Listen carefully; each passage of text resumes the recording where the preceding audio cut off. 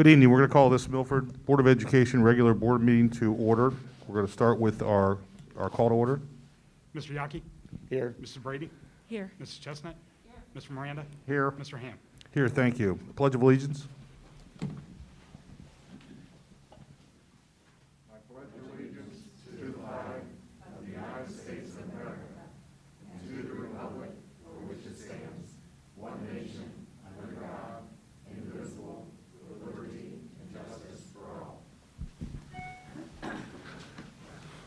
Thank you. We need a motion to approve tonight's agenda. So move. We have a motion and a second. Roll call, please. Mr. Yockey? Yes. Mrs. Brady? Yes. Mrs. Chestnut? Yes. Mr. Miranda? Yes. Mr. Ham? Yes, thank you. Item D, we need approval of the minutes from the regular board meeting of June 18th of 2020, identified as attachment 01. So move. Second. We have a motion and a second. Roll call, please. Mr. Yockey? Yes. Mrs. Brady? Yes. Mrs. Chestnut? Yes. Mr. Miranda? Yes. Mr. Ham? Yes, thank you. Item E, Superintendent Nancy House. Good evening, President Ham, members of the board. At this time, we have a very special recognition to Nicole and Josh House, owners of Pickles and Bones Barbecue. If they will please go ahead and stand kind of in front of the podium.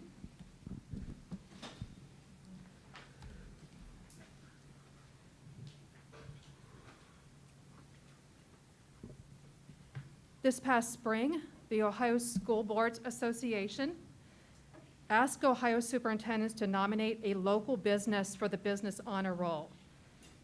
This was a tough decision because here in Milford community, Milford-Miami Township community, we have so many businesses that support the schools and the community. We're incredibly blessed. So this was a very, very difficult decision. This year we did nominate, and they were selected for the OSBA Honor Roll. Prior to the school closing because of COVID-19, they supported so many of our schools and clubs in the entire community. And with the closure of schools, they went just above and beyond helping to provide meals for children in our community as well. And this is what the letter says. Congratulations to being named to the 2020 OSBA Business Honor Roll. With this certificate of recognition, the Ohio School Boards Association, OSBA, offers its sincere thanks to Pickles and Bones Barbecue for its strong support of Milford exempted village schools. The Board of Education, students, staff, and community also extend their appreciation. School business partnerships greatly benefit all involved.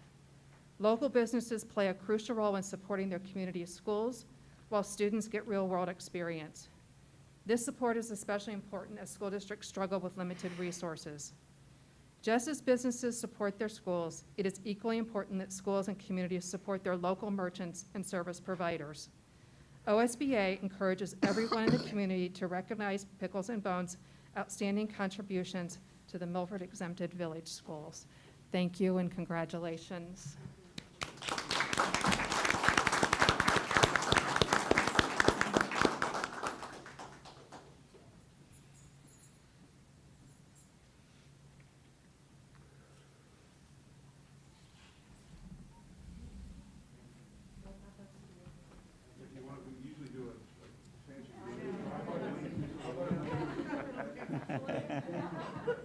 Thank you so much for all you do. Thank you.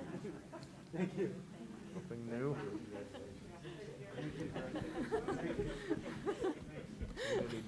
This is the first time I've done this. Yes. Okay. Thank you. Yeah.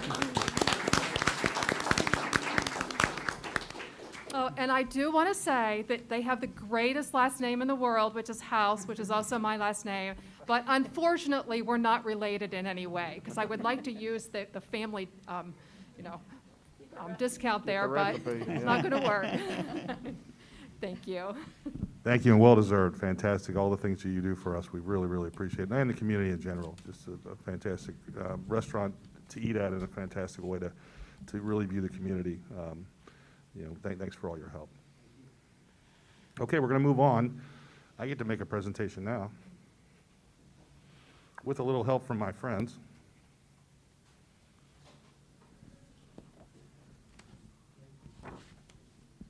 Okay, so in 1992, the #1 song in the country was "I Will Always Love You" by Whitney Houston. I could sing a little bit of that if you'd like. The #1 grossing movie was Aladdin. The #1 book was The Pelican Brief by John Grisham. Locally, this building was a supermarket, and our schools had students in previous BES and Site Belt locations, as well as Milford South and Milford, Maine. It was also the year after 10 years of teaching in Toledo and Goshen, Mrs. Nancy House joined the Milford family. After 28 years in roles as teacher, advisor, chair, assistant principal, principal, director of curriculum, director of human resources, and of course the last 4 years as our superintendent, Nancy's going to retire to spend additional time with her family. I understand that we have serious business to address this evening, but on behalf of our district, our community, and our Eagle family, I want to thank you for your service and commitment to making our schools and this area really as strong as ever. While this crisis has limited our ability to recognize you and your accomplishments completely, I hope tonight's presentation will provide at least a glimpse into a truly fantastic legacy with Milford Schools. So we have some special guests tonight, and we're going to start with family.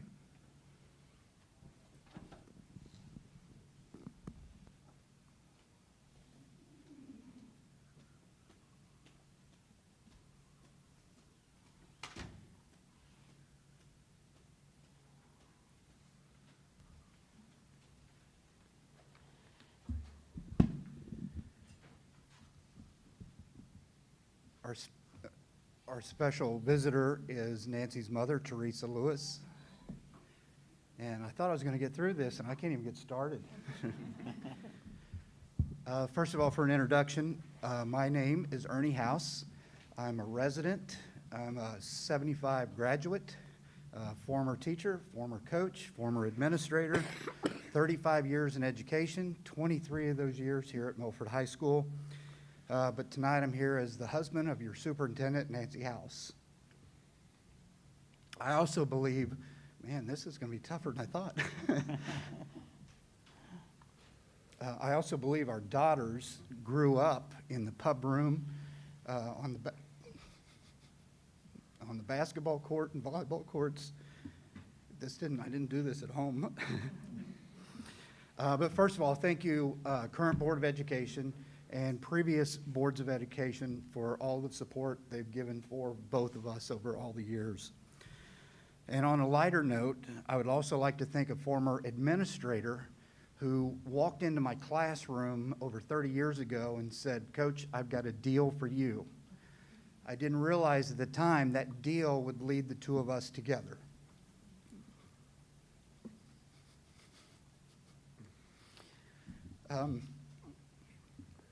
It made me a better person, a better teacher, a better coach, and eventually a better administrator as well. And for Nancy, 38 years in education, 25 years in the classroom.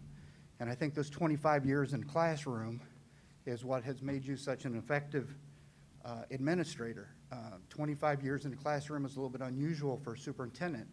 And I think that has enabled you to always take a look at what the student's best interest in all those decisions were as a result of that. You were always reading, always looking at educational journals, always collaborating with other educators, and always keeping the students in mind and understanding what was going on in education. But now, I certainly hope you won't be grading papers and reading educational journals when we're sitting at the airport and waiting on travel destinations to go on vacation, because that was always a constant. And she said, "Well, we're not there yet, so I've got to get this done." 38 years, a job well done.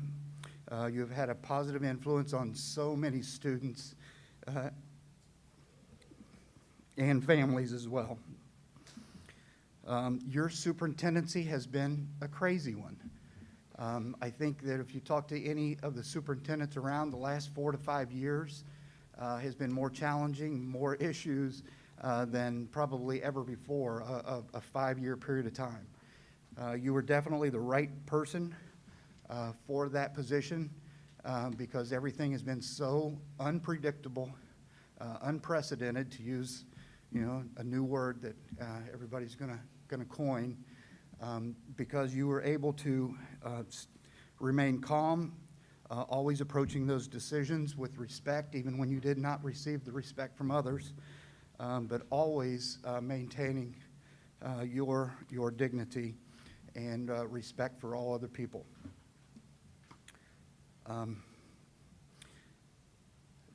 You're truly one of the kindest individuals I know, maybe only second to your mother sitting here. So, when you first became superintendent, I got to witness firsthand immediately some of the issues as we would travel to superintendent events, and I would be along with you, and the vendors, other superintendents from out of area would invariably come to introduce themselves to me as the superintendent.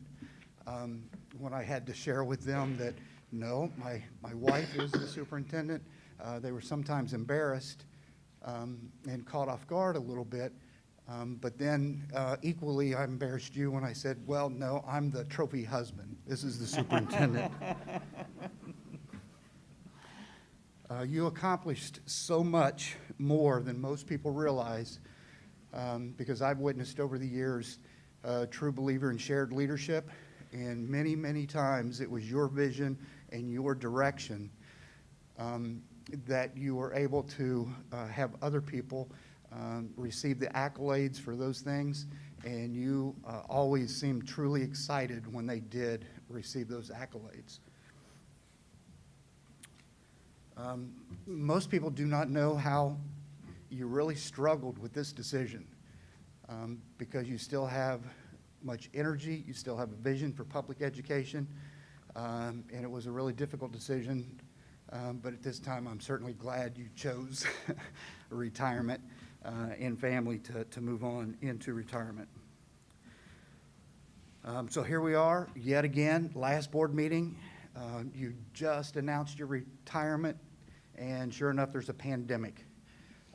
So it's been pretty standard through the course of your superintendency. Something unpredictable ends up taking place. And here we are at the last board meeting with serious discussions once again. So it looks like you're going to be able to exit the way you preferred, and that's quietly on to the next chapter. You still have another week of superintendency, so I'm sure that the murder hornets are someplace around the corner and ready to create another plan that we have to work through. I guess a quick PSA. Many people ask me when I retired as an administrator if I missed it or if I regret retiring, and I'm quickly to respond, absolutely not, but in a little different way than what people realize. I do miss the relationships. I miss the students. But my last couple years, I spent most every day dealing with social media. And that social media at that time was student conflict. Well, here we are 4 or 5 years later, and it's not so much student conflict, but social media. There's so much negativity and attacks, and if we're not careful, there's a possibility that it could destroy public education because it's not dealing with student conflict anymore. I'm going to have to finish up here. The students and staff are going to miss you tremendously. I definitely want you to have a happy retirement, but I need to share something from social media, from Facebook, and we know everything there is true. And what I learned there was that the best method of social distancing is motorcycling and boating. I have a motorcycle. Let's buy a boat. Thank you for everything.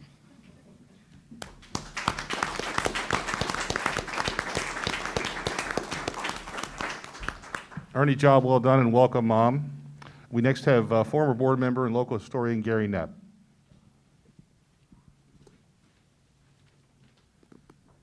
Thank you.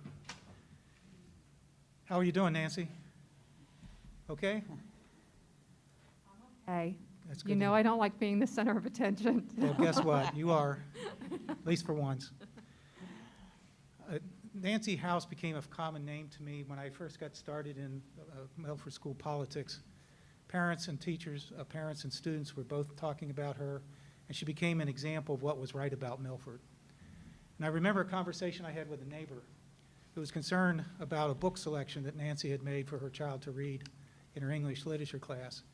And she asked me if it thought it would be okay if she'd go talk to Nancy and how that would work out. And I said, I think that would work out fine. So a few days later, she came over and said, that was a great, I'm glad I talked to her. She's really nice. And I'm really pleased at what we got worked out. I said, so what book was it that you worked out differently? She said, Moby Dick. And I said, oh my gosh, you might be pleased about reading Moby Dick, but I'm sure Annie's not going to be. So that was first as a teacher that I heard about Nancy. I was in Vietnam when Ray Bauer died. Ray was the beloved principal of Milford High School. His death put the entire district in a shock. It was a difficult time to deal with things. Superintendent Bob Farrell called me when I was in Vietnam and said, I'm thinking about appointing Nancy to take her place. And I said, okay. I said, I know Nancy as a teacher. She's got a good reputation, but I don't know anything about her administrative abilities or her interest. And Bob says, I think she's going to be a superintendent one day. And I said, well, if that's the case, then you got my support because she's the obvious choice. And if you could imagine what it was like going into the high school with all the trauma and the emotion, it was a very difficult position that Nancy stepped into. And as usual, Nancy nailed it. But the real trick that I wanted to see was the graduation ceremony. This was where Ray's was very special. And if you watched one of Ray's graduations, you could tell the bond that existed between he and the students. So I watched very carefully as the students walked across after getting their diplomas. And Nancy had a personal word for every one of them, and they had personal words for her. There were a lot of laughs and tears and lots of hugs. And I said, Nancy, you nailed it, because she was able to accomplish that in such a short period of time under such difficult situations. It was truly memorable. Next, Nancy became the director of secondary curriculum. I was a member of the curriculum committee for 8 years, and so I worked very closely with Nancy. And the first thing, I was very impressed with Nancy's ability to master the intricacies and complexities of curriculum and testing. But the truly dramatic and important result of her as director was a dramatic rise in scores from the students in Milford. It was clearly resulting from Nancy's involvement in that aspect. I decided not to seek re-election until I heard that Bob Farrell was going to retire, and I wanted to come back and have my say-so and who was going to be his replacement, with the distinct hope that Nancy was going to apply for the job. We went through a thorough, this stupid mask keeps coming off my face. We went through a thorough search process, and what was obvious after that process was Nancy was the most logical choice, because she stood out very easily from all the others and we were examining, basically from her long list of accomplishments, her professionalism, her leadership, and the vision for the future.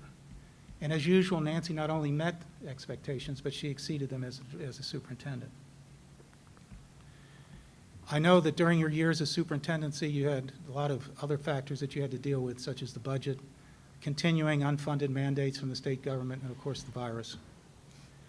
But I also know that despite all of those distractions, if you will, your interest was always for the students. You never forgot that was your main goal, is to make sure that the students come first. I've lived here more decades than I'd like to admit, but I feel that gives me a stake to say I believe I know what the community's thinking right now. And unfortunately, with the virus, not everybody could come in for this last meeting, but I know they're aware of your long years of service, your dedication, and the impact that you've had upon thousands of students. And I know they're very appreciative, and they thank you for that. I wish that today's date was July 16, 2030, because we would have had another 10 years of Nancy's House as superintendent. Nancy, congratulations on a wonderful career. Thank you for all you've done, and best wishes for a long and happy retirement. Thank you, Gary. Thank you, Gary. Thanks, Gary. Former board member Debbie Marks.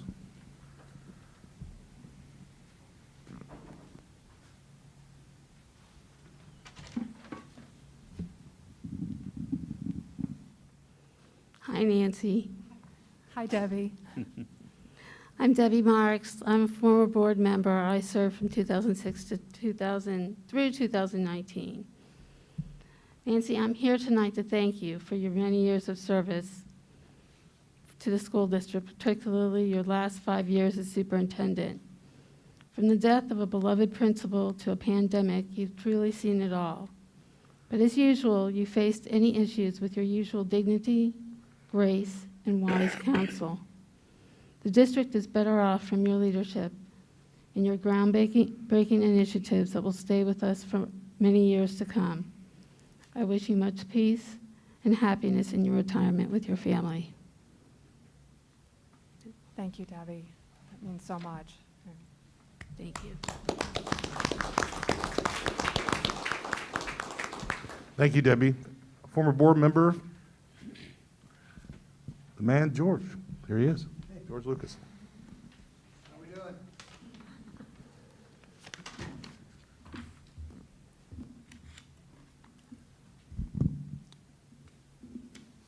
President Ham, members of the board, Superintendent Nancy House, and administrative staff, thank you for this opportunity to speak in the honor of Ms. House's retirement.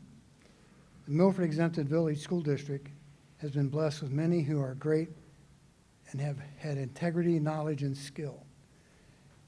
I was fortunate enough to have worked with 3 such superintendents during my service as a board member. The district, under the leadership of those 3 superintendents and the dedicated board members, have given countless hours to enhance the lives of so many students, teachers, administrators, and staff. During my first term as a board member, I once asked my dear friend, Superintendent Pete Wilson, what is the most important part of the superintendent's decision-making process? How do you know those decisions are best for the district? He said, a good superintendent makes all decisions on what's best for the student. If the board and the superintendent's decisions are always in the best interest of the student, then you fulfilled your purpose. Of course, as a rookie board member, I took that sage advice. Ms. House has given unparalleled and unprecedented service to the students of this district and community. Through all the adversity, personal attacks, and media untruths, she has remained steadfast in her convictions, continuing to provide leadership. Her years of experience gained serving in multiple critical positions throughout the district brought forth tremendous improvements to systems operations and strategic placement of key personnel at every level. Her no stone left unturned approach to the improvement enabled individuals to grow to their fullest potential. She understood and provided plenty of support to all personnel toward achieving both professional and personal goals. Ms. House's superintendency is now the new benchmark for those who follow in her footsteps. Having served as a member of the board, I am forever grateful for her contributions and insight given to board members, especially during times of crucial decisions. Her composure, focus, and guidance in most stressful situations are amazing. I often admire her ability to listen so intensely to everyone before deliberating and making a comment. Of course, most board members, being politicians, could not maintain such personal control. The superintendent, in closing, to Ms. House, thank you for all you've given of yourself for the advancement and well-being of our students. Thank you for always putting others' needs ahead of your own. Thank you for committing yourself to such a challenging career for the benefit of so many. Please know I personally wish you a long and happy retirement, good health, and to enjoy your free time and family. Thank you, George.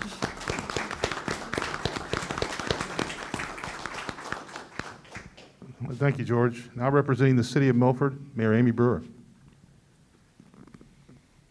I'm smiling. You can't see, but I am smiling.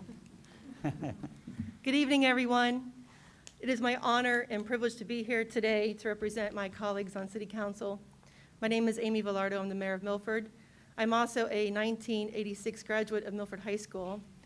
And as a student and leader of this community, I thought Nancy had some pretty big shoes to fill when she took the place of Dr. Farrell. But you did that with ease and grace and dignity and professionalism, and clearly you had no trouble filling those shoes. So I want to thank you for your service by offering you this proclamation. I'm going to read it to you real quick. Whereas, Nancy House is a two-time Jennings Scholar, and whereas, she was awarded the 2004 Cincinnati Teacher of the Year, and whereas, she served as Director of Secondary Curriculum and Instruction, and whereas, she served the Assistant Principal and Principal of Milford High School, and whereas, she provided excellent leadership and service to the Milford School District and made a number of significant contributions to the school, including complete oversight of the instructional program, progressive instructional practices, and increased successful student participation by implementing practices that led to better student involvement and quality professional development for staff. And whereas, she has an unwavering commitment to all students, staff, and the entire Milford community to ensuring equity and access to meaningful and challenging learning opportunities for all students. And whereas Nancy House is retiring as superintendent of the Milford Exempted Village School District after 4 years at the helm. She will retire July 31st after 38 years as an educator, including 27 in the Milford School District. Now therefore, I, Amy Villardo, on behalf of my colleagues on Milford City Council, and by the virtue of the authority vested in me as mayor of the city of Milford, I do hereby congratulate Nancy House for her enduring service and leadership to the Milford Exempted Village School District, and wish her continued success and happiness throughout her retirement. Nancy, congratulations. I wish you the best. You have certainly earned it. I thank you for all that you've done. My children went to school and you were the superintendent, so you've been an amazing leader in this community, and I just really want to thank you. Thank you, Amy, and thank you to the entire council. Okay. Absolutely. Thank you. Thank you, Amy, and I also would like to correct old habits die hard, Amy Villardo, Mayor Amy Villardo, my apologies. I still have you as Amy Brewer on my phone, so I need to change that. Well, it's funny because you may have introduced me as that, but it didn't even register. It's all Thank good. you. Thank you very much. Wish you the best. Okay, representing Miami Township, we have a Miami Township Administrator, Jeff Wright.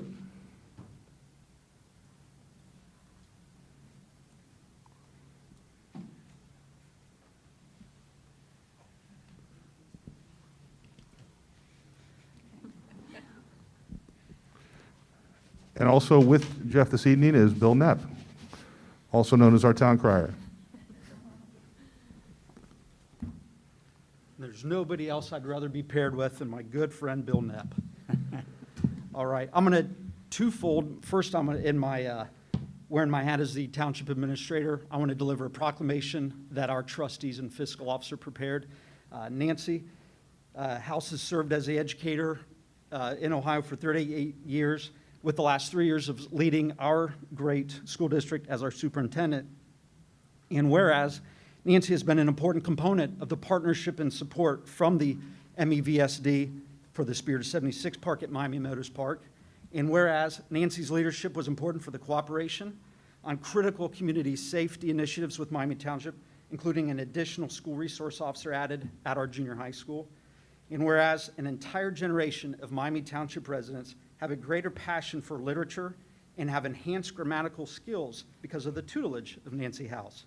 Whereas we highly value and appreciate our strong community partnership with Nancy through the Milford Schools in Miami Township, acknowledge the outstanding work and accomplishments achieved over her tenure, and we're grateful for the impact made here in our community. And that's been signed by all 4 elected officials. Now, with the other half of our program, don't be nervous just because Bill's with me. It's all right. It's all right. I mentioned in that proclamation the Spirit of 76 Park at Miami Meadows Park is something that for 10 years now, Mr. Knapp has led a lot of the activities with that, but a lot of that park wouldn't have been done without the cooperation from the Milford School District. And in the last several years, Nancy's been a key. Your junior high school students for Pay It Forward year, every year come out and they work for a day in that park. Several Eagle Scouts who have graduated from Milford High School have done some magnificent projects there. And recently we worked in concert with you on the installing the 15 benches at the park, and that was through our cooperation with the district. So Bill and I have commissioned something that will be an everlasting improvement there at the park, and it's a plaque that we have, and it says, Nancy House, Superintendent, 2016 through 2020, Milford Exempted Village School District, and it's part of the Legacy Arboretum. So this is going to be installed on one of the new benches there on the upper area. That's right, they were repurposed from a former school property. The benches were of no value to the district, so they very appropriately donated them to the park. So that plaque is going to be there in perpetuity to recognize your accomplishments and your great partnership with us. And I could, as a father of 2 students, 1 graduate, 1 current student, I'm blessed with having that dual perspective of seeing how you were through your acts as an educator. I had the privilege of serving on some committees with you. So as a resident of the district, I'm very honored to have gotten to have a good professional relationship with you over the years, Nancy. Thank you. Mr. Knapp?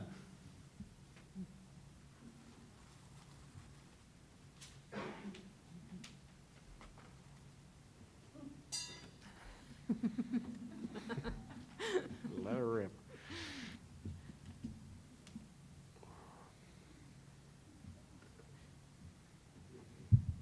Before I get into my bell yell, Nancy, you know how I've felt about you all these years. And the only reason I felt that way is because I'm in love with your mother for a long time. Right, Mom? But anyway, with the bench and your name on it, now I can go up and sit on that bench with you. Okay. I have a little yell for you. Okay. Little. Gary warned me. You know what I'm talking about, don't you? Yes, sir. Okay, are we ready? Yes. Would you stand up?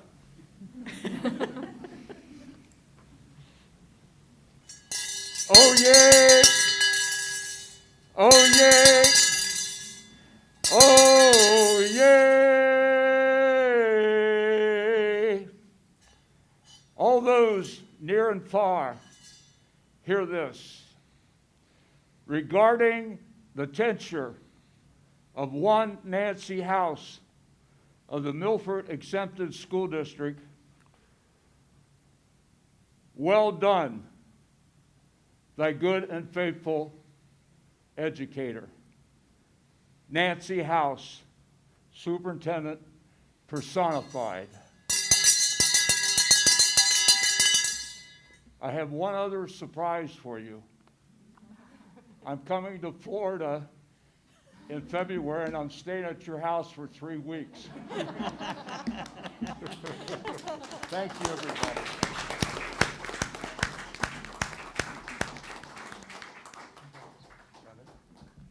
Jeff and Mr. Knapp, thank you very much. I am so honored about the bench. That is a tremendous honor. Thank you, Jeff. Thank you, Bill. Thank you, Gary. Okay, next up we have former Superintendent of Wyoming Schools, Sue Lang. Currently, she's the president of K through 12. Finish that for me. Newsbank, Inc. Welcome. Well, good evening. Milford Board of Education, Mr. Rabe, Treasurer, and my friend Nancy. What an honor to be here tonight. And that is a hard act to follow. I'm not sure I can do as well as he did. But I wanted to start off by sharing that I've known Nancy for only 8 years. So some of you have known her quite a bit longer, like her husband and her family, and so many of the teachers and community members that have lived here. But I had the opportunity to meet Nancy, as I said, 8 years ago, and she's a quiet leader, one who is very strategic and focused on student learning, and has great integrity, and you all know that. It has been my pleasure to help mentor her as she stepped into the role of the superintendency. She works tirelessly as an administrator with a mindset of truthfulness and kindness. And I was thinking about Nancy tonight And it just happened that I was looking for something to give you an analogy, and so I decided that this is the analogy. Steel Magnolia. Do some of you remember that movie? 1989. Who is in it? Dolly Parton. She's not Dolly Parton. We have Sally Field. Julia Roberts? Yes, she might be. But that movie was about women who came together, and they bonded, and they gave strength. And I've seen Nancy do that with female superintendents in Ohio, and I'm so very proud of her for that. You know, it's about, she dresses superbly, and she also has that fortitude of whatever it takes to get the job done, she's done it. And I am so grateful to be her friend and so proud to have been a colleague with her. So I hope this board and staff and community are humbled by her past work. I am. And a superintendent's role, as you know, is not an easy one, especially now, but it wasn't even before the pandemic. You must be passionate about public education and have honest, capable leaders surrounding you to create a district of choice. And those leaders and board members, I'm sure will be grateful for all the things that you've done for Milford, not only during your superintendency, but as an administrator and a teacher. And Nancy, once we get through this pandemic and you can travel safely, I know I'll see you in Florida. So enjoy your family and retirement. And I brought you a little gift, a little sun version hat to have. Congratulations. Thank you, Sue.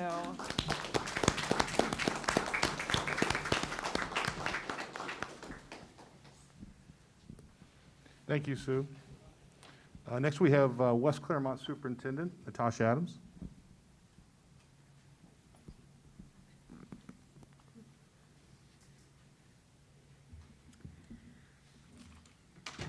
Thank you, members of the Board of Education, for inviting me to speak. I'm so grateful for this opportunity to be able to publicly recognize and thank Nancy House, my county partner, my mentor, and my friend. John Maxwell says, leaders become great, not because of their power, but because of their ability to empower others. Nancy House is a leader anchored in this purpose. She leads with strong core values and is focused on others. By cultivating a strong sense of community and purpose here in Milford, over the years, she has been able to influence great things happening for students in her roles as teacher and administrator, including ensuring that Milford has a quality, viable, and guaranteed curriculum. This is the backbone of this school district, and it means something to have a diploma from Milford School District. She expanded offerings and inclusivity of the Advanced Placement Program, and with her strong background in teaching and learning, she elevated a focus on literacy across the system. She cultivated a culture of risk-taking and feedback. These are elements of a school district that sometimes people just expect to exist. But I know this kind of excellence just doesn't happen. It takes careful planning, bravery, innovation, and evaluation to be impactful. Her long-term focused planning efforts, development of her staff, and attention to detail have created a strong foundation and educational program for Mr. Spicer and his team to build on for the future. I've always looked up to Nancy as a role model for me. She is very calm, determined, and steadfast in her work to do what is best for kids. She studies and analyzes and takes very measured actions that align with her core values. Nancy doesn't do things just because everybody else is doing it or because it's the edu trend of the year. Her leadership around the development of the strategic plan and branding help others imagine an exciting future full of possibilities here in Milford. Nancy has a great way of being able to picture things in her mind and then help others see it. Being a Milford Eagle through and through, Nancy has been able to enlist people in a new vision in ways that energize, lift them up, and empower them. I admire her courage, her ability to put the spotlight on others and not herself, I know she hates this, and her ability to set conditions that allow others to just do good work. In the last 10 years, Nancy has been a rock for me in times of massive educational change. She has been an inspiration and a model leader. She is kind, she listens, she encourages me, and she has helped me access resources to serve West Claremont. She is not selfish. And I have to say, the biggest testament to who she is as a leader has shown up in the last several months. When many educators are questioning our roles, our purpose, our future, and wanting to retire like Nancy or just plain give up, and when none of us would question her for running to the door, Nancy is focused solely on setting up her Eagles for success. Every day, she gives her all to serve the Milford family that she loves so dearly. Nancy, thank you for being you. You have positively impacted countless lives, including mine. Thank you for your service and best wishes in this next phase of life. Thank you, Natasha. You're welcome. Thank you, Natasha. Next, we have our Assistant Superintendent and Director of Elementary Curriculum, Dr. Jill Hollingsworth.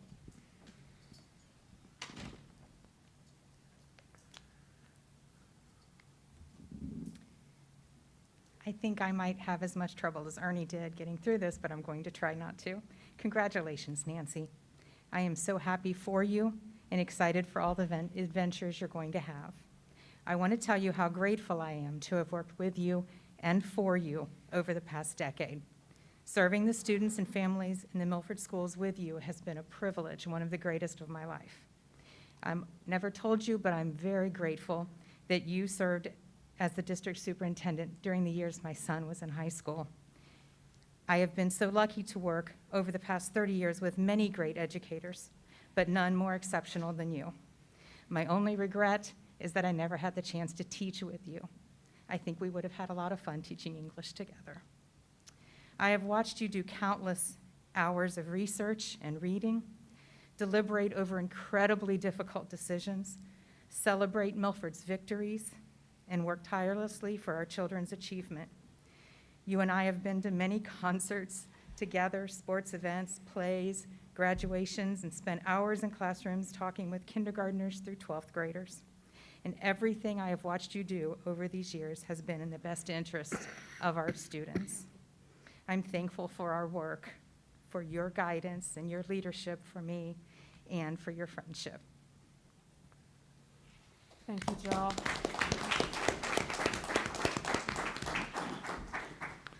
Thank you, Dr. Jill. Now we will have a short video.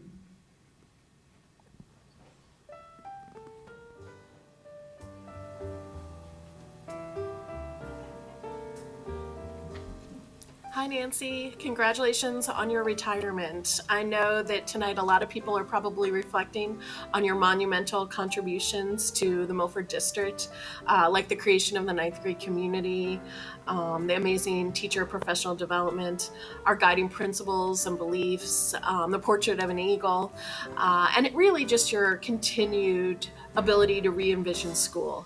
But I wanted to think about some other items tonight and reflect a little bit. So I was thinking about way back 21 years ago when I was your student teacher in room B32, and you taught me to teach bell to bell. From the very beginning to the very end, don't waste a moment of learning time. And that's something that I still do, still strive to do every class period. But when I think more about it, it's a philosophy that really reflects your work ethic for your entire tenure at Milford. Another thing you've taught me is to make opportunities for students and for colleagues, for others, to excel in positions of leadership and in production. So I have fond memories of our times in yearbook, the late nights especially, but of course also the trip to New York City and Columbia University, and helping all of our students succeed. And then finally, I think another thing you taught me is to push for change when it's necessary, and to push change when it has to happen. So in that vein, you and I are gonna have continued discussions about curriculum and about books. And I don't feel bad about not letting you off the hook with that because I know it's your true love and it's mine too. Right. So in the meantime, you have about 16 days left as your job here at Milford. So Michelle Obama once said that we have a hard time putting ourselves at the top of our to-do lists. I hope that you can do that in a couple weeks here and give yourself some time. I'll be in touch. Happy retirement. Nancy, we'd like to thank you for all your support throughout the years. Your dedication, leadership, support, and most importantly, your friendship has been so invaluable to us. We only found it fit to do it out here on the beach where you'll spend a lot of your time in retirement. Congratulations. We'll miss you. Hey Nancy, congratulations on your retirement. I hope it is a rockin', blockin', wings up, wonderful time. Hey, Mrs. House, it's Dan Toft, class of '02. When I heard you were retiring, I just wanted to put in a quick word to say I was so lucky to have you for 3 years in a row, high school pub and English, and just say nobody deserves this great retirement more than you. Thanks for all your years of service to Milford. Congratulations, Nancy, on your retirement. Well deserved. You've been a huge asset to Milford schools for many years. Please enjoy your girls and your family on the next adventure. See you soon. Congratulations on your retirement. You will be missed, but you should be very proud of your accomplishments as Milford Superintendent and all the benefits that you provided for a whole generation of Milford students. Now it's your time. Enjoy your time with your family. You've earned it. Hey Nancy, congratulations on your retirement. I wish you all the best in this next chapter. I'm so excited that you will get to be with your family in a warm, sunny spot. We will miss you being here with us in Milford, but I want to thank you for everything that you have done for me, and you will continue to be my inspiration to be an educational leader and make a difference in our children's lives. Best of luck to you. Happy retirement, Nancy. Thank you for your excellence in leadership, for modeling lifelong learning, and for your support and friendship. Congratulations on your retirement. I hope you enjoy all the time to rest and relax. And thanks for being our lead learner in Milford Schools and for always putting students first. You will be missed. Congratulations to you, Nancy, on your retirement. 38 amazing years in the field of education that has changed so much. Reflecting on it, it's just so important to note the thousands of students that you have directly impacted through your leadership as a teacher, teacher leader, building level administrator, curriculum director, and superintendent. So thank you so much for all that you have given to our Milford community, and I wish you well. Hi, Mrs. House. It's Gina Horner from class of 2003 here to wish you a happy retirement. Thanks for everything that you've done for us over the years as a teacher, but now it's your turn to enjoy lots of good books, travel when we're able to get out and do stuff, and time with your family. Congratulations and have a great retirement. You've done a great job during your tenure as superintendent. You moved Milford forward, and you've always kept the students in the focus. Even when that superintendent seat gets a little hot, you kept the students as a central part of all your decisions. Well done. Congratulations, Nancy. So happy for you, and enjoy your retirement with Ernie. We've known each other a long time. I just wish we would have been able to work together. I'm entering, you're exiting, but best of luck to you, Ernie, and the girls. Mwah. Happy retirement, Nancy. Enjoy this next chapter and know that you made an impact on me. Congratulations on 38 years, Nancy. Thank you for your dedication and leadership to the district. Your knowledge, wisdom, and presence will definitely be missed, as well as your inspiration for lifelong learning. I hope you enjoy this new chapter of your life, soaking up the sun and making some amazing memories with your family. Congratulations. Nancy, I wish you the best days ever in retirement. What an accomplishment to be with the district for over 30 years. I know that there's definitely a legacy that you've left behind for students, parents, and the community that will shine forever. Have fun in retirement and think about us on those days when you are riding across the country along with Ernie. Wishing you the best retirement ever. Hi Nancy, happy retirement. Thanks for everything you've done for us. Enjoy. Congratulations, Nancy. I know you are really excited to make the move to Florida so you can spend more time with your girls, and you and Ernie get to just enjoy the wonderful sun, beaches, and swim pool. You've worked really hard and you deserve this. I want to thank you for all of your years and commitment to our students, staff, and this community, and I wish you the best of luck. Don't be a stranger. Hi, I just want to wish you the best of luck in this next chapter of your life. And I want to thank you for all that you've done for Milford, all that you've done for my children, and all that you've done for me. So best of luck, and thank you so much. Congratulations, Nancy, on your retirement. I want to thank you so much for the opportunity to bring me to be a part of Milford community, and we will miss you so much. Enjoy your time off.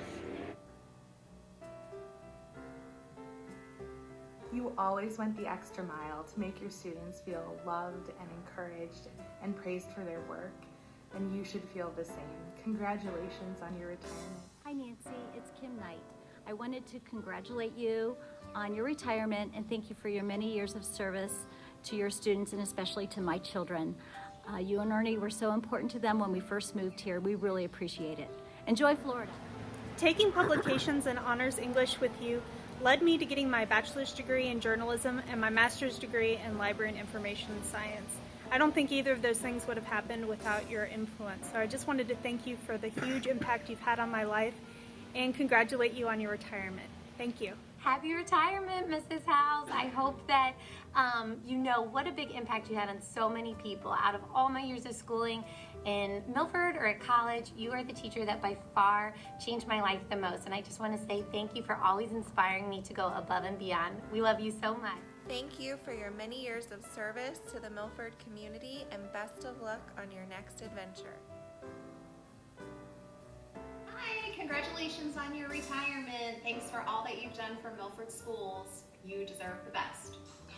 Nancy House, 38 years complete. Nancy House, you're super smart, kind, and sweet. Nancy House, you help make Milford neat. Nancy House, congrats and thank you. We'll tweet. Thank you. Happy retirement. Congratulations. Hi, Nancy. Congratulations on your retirement. I know that you've poured your heart and soul into this district for a long time, and for the 17 years that I've been here, I've seen you in your role as teacher, department chair, principal, curriculum director, superintendent, and even parent. As a mother, I know you always pushed your girls to believe in themselves, to take risks, and to know that they can accomplish anything. And I know that you feel that way about all of our students. I think what I'll remember most about your time at Milford is that you taught me it can't be about the destination for our kids. It has to be about the journey. So thank you for being a part of my journey, and congratulations again. I hope you enjoy this time with your family. You will certainly be missed.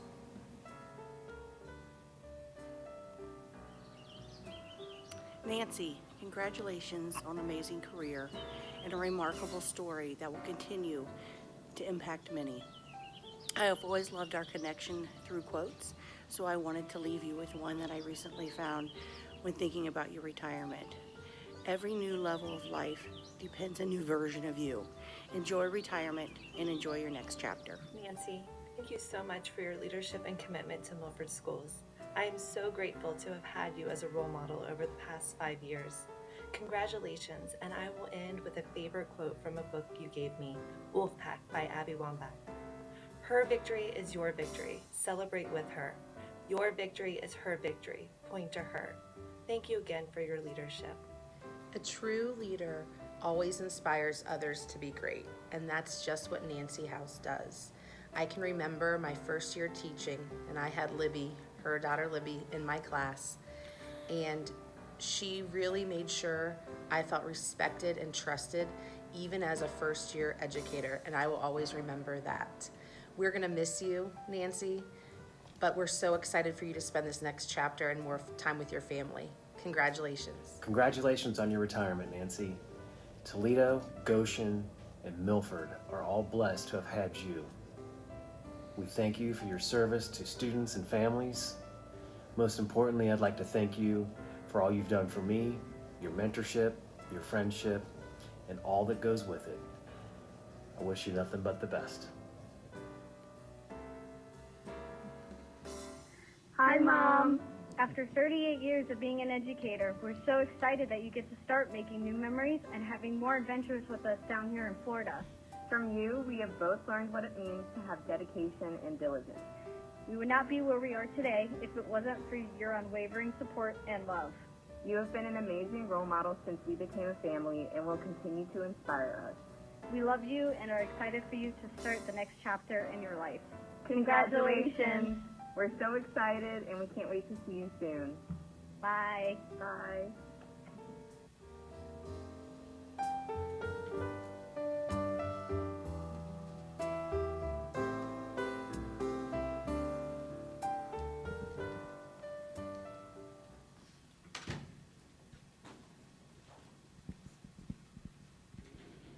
Okay, next some comments from our current board members, starting with Dave Miranda. 38 years is a long time. It really is. I've known you and Ernie and your girls for well over 20 years. I remember when you brought the girls home. I can remember that because Adam was on Ernie's basketball team at that point in time. And it's just flown by. It really has flown by. And to see your girls up there on the screen, what nice young ladies they've grown into. It's really an honor to have known them from the first days. When I think about you, what I think about the word that comes to mind is courage.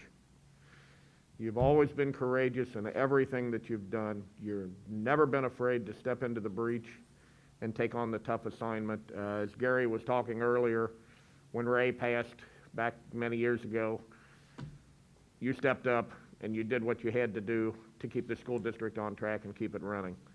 You also you were brought into this position after a very popular superintendent retired. So I mean, you've never been afraid to take those tough assignments on, and we're honored to have worked with you.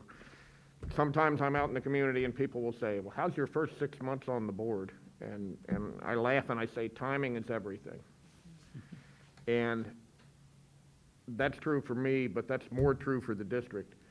Having you come here and do all the things that you've done, timing is everything, and what a wonderful legacy that you're leaving here as you're moving on into retirement. Best wishes to you, Ernie, and the girls, and congratulations. And when Kathy and I find our way down to Florida, we're going to find our way to Cabbage Key, and we will share some time together out there. So congratulations and happy retirement. Thank you, Dave. Board Member Emily Chestnut. Nancy, I feel like I'm the youngest friend you have in the room, one of the youngest as far as how long we know each other, but I think it was echoed very clearly in everything that people have said, the calm and the patience, especially as I saw what happened through the bond, and you never wavered to support our schools and remain cool, calm, and collected under pressure, and it's so impressive. I'm so happy to be here for you. Thank you, Emily. Nancy, I just want to thank you for your 28 years, as so many others have tonight. 38 years in education, 28 years for our Milford team. While I've only been on the board for 2.5 years, I've appreciated our work together in other areas of the community, even prior to my assignment here.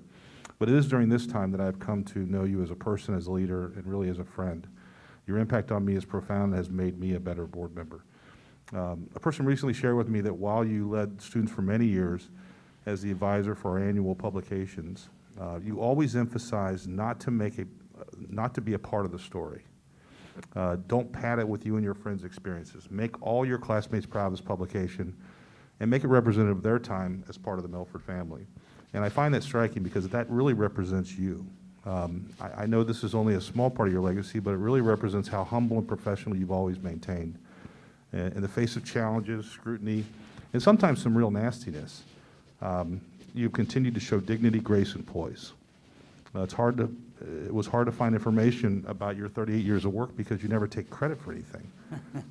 That was one of the things as we were researching, trying to figure out, okay, we know she's done all this stuff. We've got all these firsthand experiences, but there's almost no record because you don't take credit for things, and that's a part of who you are, and I appreciate that. You've led selflessly with one priority in mind, and that is our students. Your push for equality and fairness, mental health support, empathy, innovative teaching, and a focus on competencies for lifelong learners has created your true legacy, which is driving our process to create a real and true portrait of an eagle for every eagle. Thank you for your leadership, your patience, your commitment, and your friendship. Best wishes in retirement, and I'll do my best Marlon Brando wearing a mask imitation I can do, which is, you really never leave the family. Once you're an eagle, you're always an eagle. Thank you, and God bless. Thank you, Chris.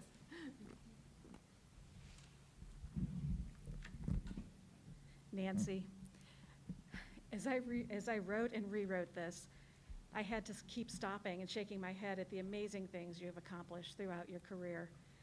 Teacher, high school assistant principal, high school principal, curriculum director, assistant superintendent. At each step, you made an indelible mark, always leaving what you touched better than before. But I have limited time, so while I'd love to revisit the years, I'm going to focus on what you've brought our district as superintendent. You have truly outdone yourself. In 4 short years, you have accomplished so very much. My favorite of your many achievements is leading the team to reimagine what the Milford School District is, to take us into the 2020s and beyond, from the portrait of an eagle and our strategic plan to our proud new logo. Just a couple sentences cannot express all this encompasses, but your work has had such a positive, lasting impact for our students, staff, and our community. Thank you. Thank you. You dug into so many systems to ensure we are making the most of our district resources. Your work on facilities showed us that a middle school concept would not only serve our students academically and equitably, but it would save the district money in the long run. From a new process for developing budgets that has helped us garner a large and now desperately needed cash balance, to leading the CAT team, changing the class rank system, finding thought exchange, working with BASA and High Aims, evaluating open enrollment, safety task force, audits of transportation, athletic department, band. Clearly, I don't have enough time to talk about all you've accomplished, but just from those few examples, without question, you have affected every single facet of our district in a positive way. You've also left your mark on our people, of course. Mr. Spicer was chosen as our next superintendent because he had the chance to develop under your tutelage, and it shows. You have been a model of lifelong learning for our staff and our students. Over and over, you have proven yourself to be a true and visionary leader. I've said to you before, if your family were not in Florida, I would have cajoled you to stay longer. But for some strange reason, since you want to be with them, instead, I will wish you much health and happiness in your retirement as you bask in the triumph of a job so very well done. Congratulations. I can say ditto to almost all of that, but I would like again, once again to extend my congratulations and sincere thanks for your superb leadership as superintendent. I think the key sentence is the fact that you have made this a better district than when you took the helm. And I say that very sincerely, and I think that I have something to base that on. I was thinking today, you are the 7th Milford superintendent that I've had a chance to know and to work with. So through James Flight, Boyd Smith, Bruce Jones, Pete Wilson, John Fry, Bob Farrell, and you've created some big shoes to fill for Mr. Spicer. I'm sure he will step up to the challenge and do a great job also. But in spite of that, just know that you will be missed and have a great retirement. Thank you, Dave. Thank you, Nancy. Would you like to say a few words? I would. And you know, I keep looking at the time. I know, I know. We do have, I think we do have 2 more things, or 1 more thing. Andrea. Yes. Yeah, let's do that real quick. Sorry, we're going to hold you for just 1 second. Okay.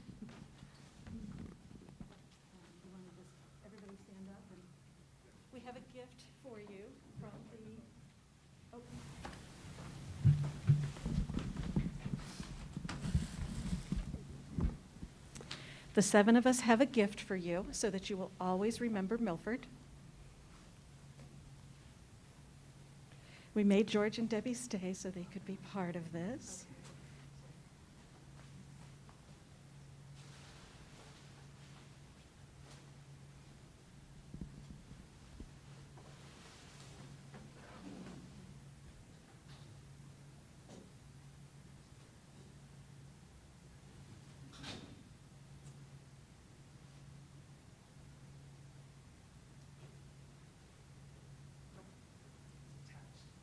Oh my gosh, that is beautiful. It has the Milford logo and my initials. Thank you so much. As you all know, it will be put to great use. It's For all classy. the books when we travel. It's classy like you are. Thank you so much. There's a card in there as well that you can do.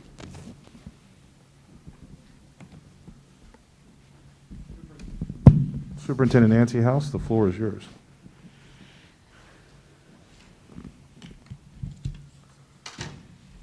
There are no words to fully describe how blessed I am to have been an educator for 38 years.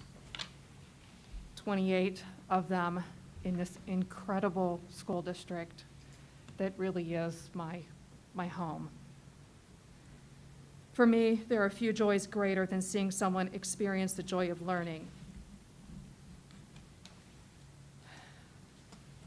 For 24 years, I got to see this joy as a high school English teacher. To my former students, I marvel at what you taught me. Thank you for allowing me to be part of your journey. For the next 14 years, while working alongside teachers, principals, and directors, my work shifted to how to create the best, most equitable learning environment for all students. Our focus was always on all students because I believe that all people are capable of learning and doing amazing things. To all my colleagues, past and present, thank you for your tireless work to provide our children and staff with the relationships, the programs, and the environment to prosper.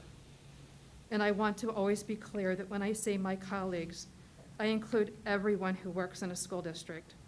Teachers, aides, food service, maintenance, bus drivers, secretaries, principals, custodians, technology support, mental health interventionists, and the finance staff.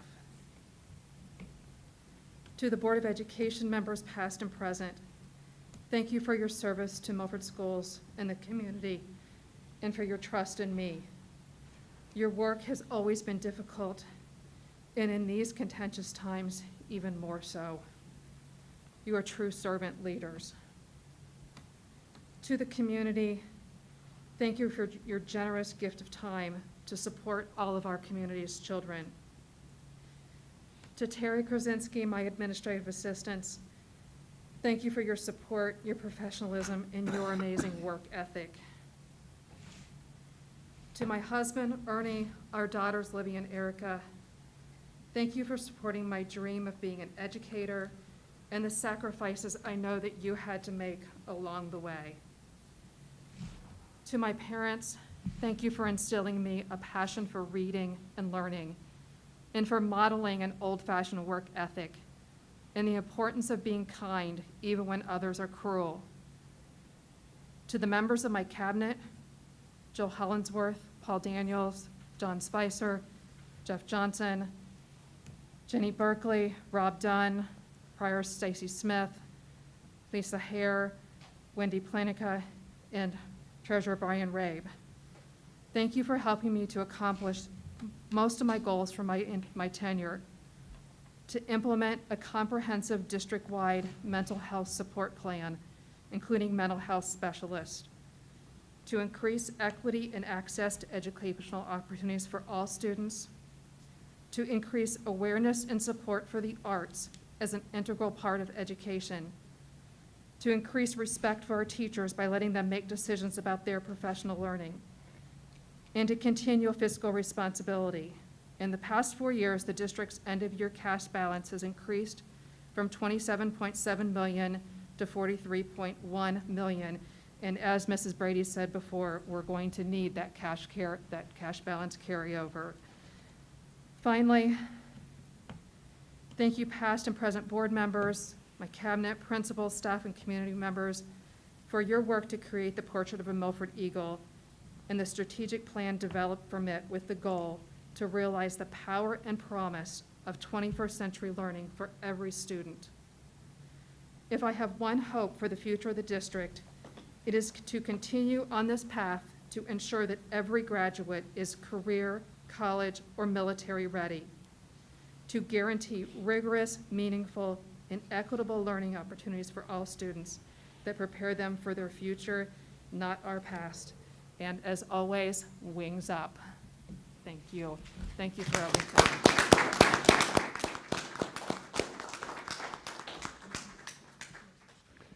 Thank you, Nancy. And as Nancy mentioned, Terry, would you mind standing up? I want to congratulate you as well as a part of the superintendent team. Congratulations on your retirement and good luck to you as well.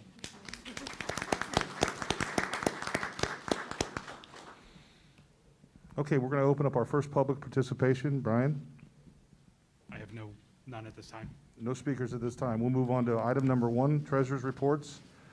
Treasurer Brian Rabe. Thank you, Mr. Ham. Recommended approval of the financial reports for the month ending June 30th, 2020.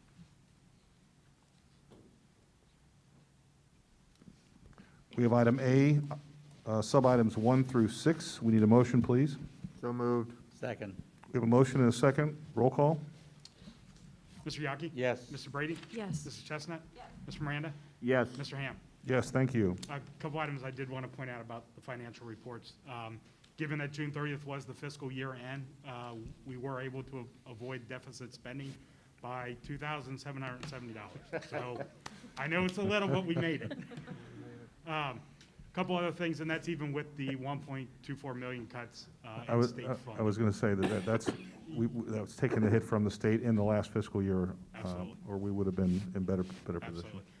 With that being said, the 1.24 that we took last fiscal year, we are again taking 1.24 at this point in time from the state in this fiscal year, so that has been put in place. However, we did get some good news earlier this week, is that the governor's releasing some of the CARES Act that went to the governor's office. He's funneling $100 million of that money down to school districts. Our portion of that will be just shy of $337,000. So we will see some additional relief on top of the close to $400 that we received earlier in the year. So, Mr. Rabe, yes. We were projecting 2.4 million this fiscal. Is that correct? Yes. Okay, we projected in the 5-year forecast that we're going to take a 10% cut. So, yeah, 2.4. So this is 1.24 of that. So it's about half of that. Yeah, and there is a possibility that they could end up cutting additional, or there's a possibility they could actually put money back in. All depends on how things go with the economy. Okay. What I'd been hearing was that they were doing part now and part later, but so now they're backing off that a little bit? Yeah, so what we were told is the 1 point, if you remember last fiscal year, they only took it out of 2 months.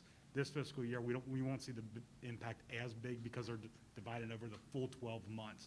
But again, what we're hearing out of the state level is depending on how the economy reacts, bounces back, or falls again, we could see another cut or we could see an increase. We just don't know right now at this time. But obviously in the 5-year forecast, we did plan for that. Right. Thank you. Sure. And my apologies for not allowing for discussion on the board members before our roll call. No problem. Thank you. Any other comments, questions? Okay, we'll move on to item 2, which is our superintendent, Ms. Nancy House. Item A is approval of the following policies, 1 through 11.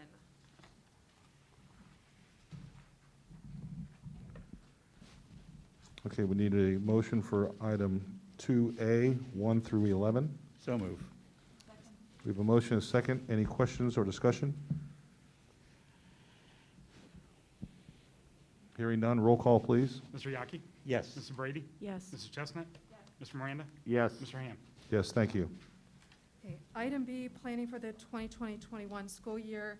I want to make sure everyone has the documents before them. We're going to look at these 2 copied handouts for just a minute first, and then we'll look at the the stapled resolution for just a minute, and then we'll look at the one that looks like this.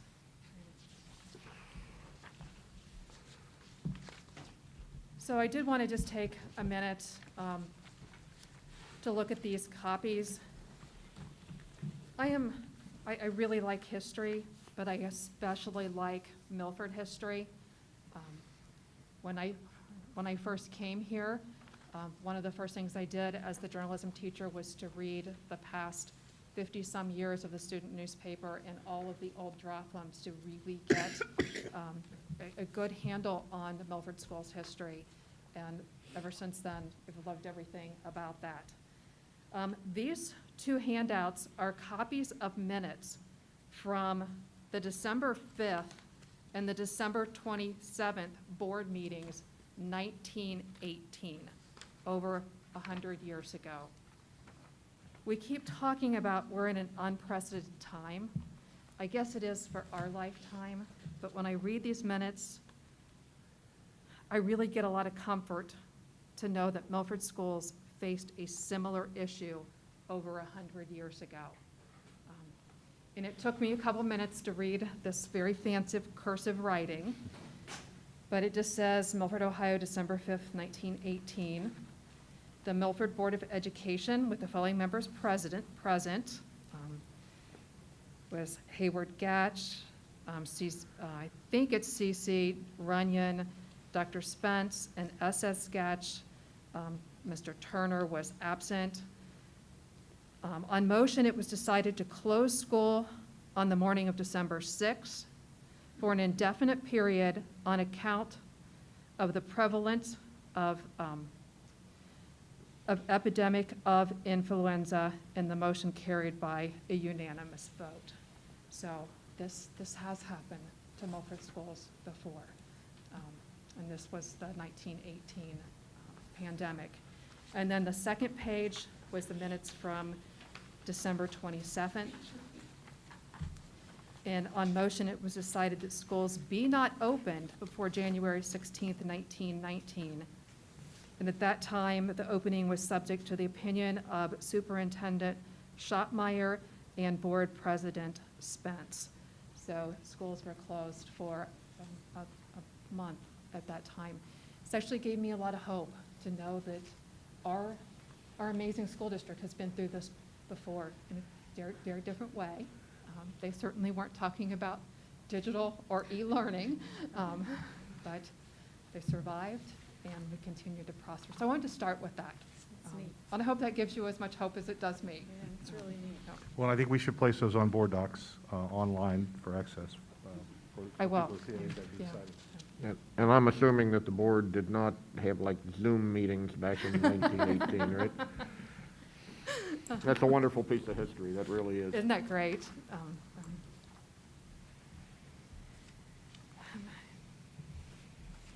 Just want to start with this comment. Just like any decision we make, plans have been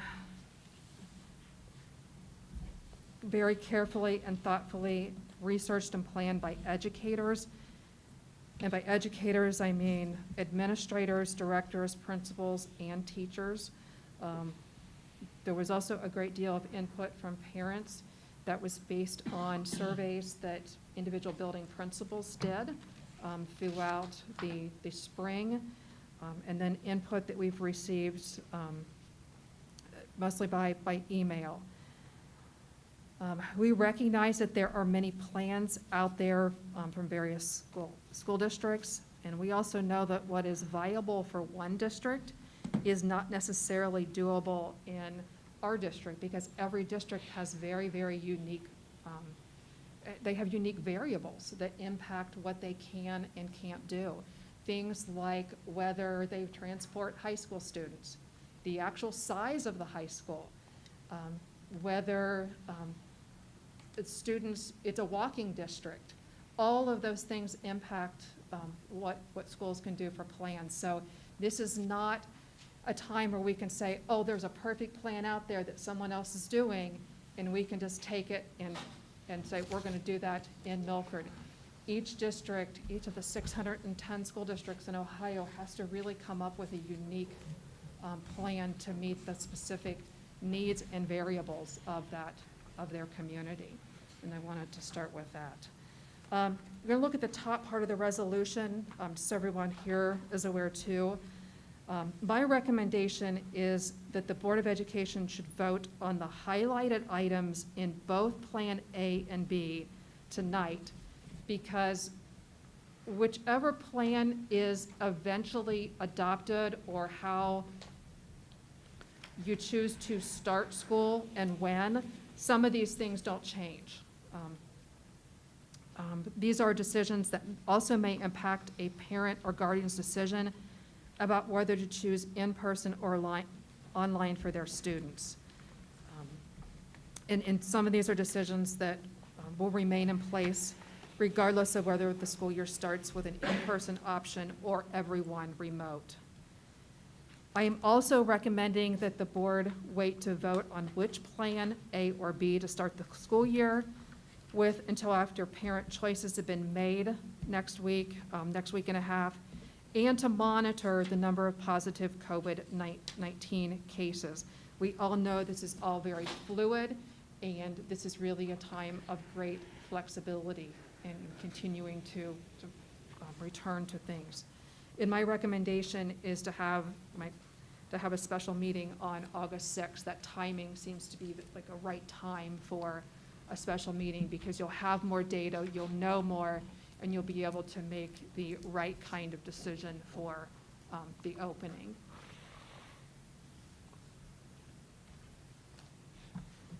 So at this point, we're going to move to this packet, and then we'll come back to the resolution.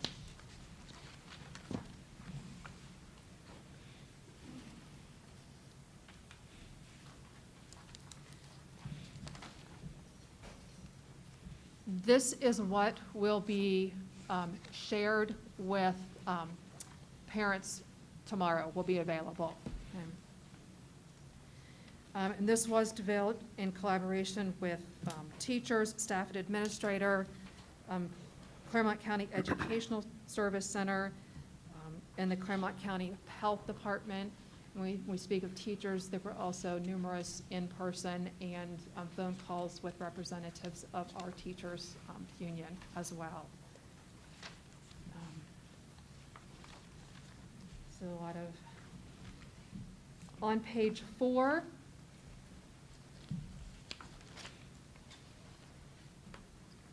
the third full paragraph, I want to emphasize that part. In order for any plan to be successful, we must be able to collaborate with and count on our students and families and count on their flexibility and consideration during this uncertain and unprecedented time. So I said before, this is very fluid, and flexibility is important for you as a board, for our teachers, administrators, and for everyone.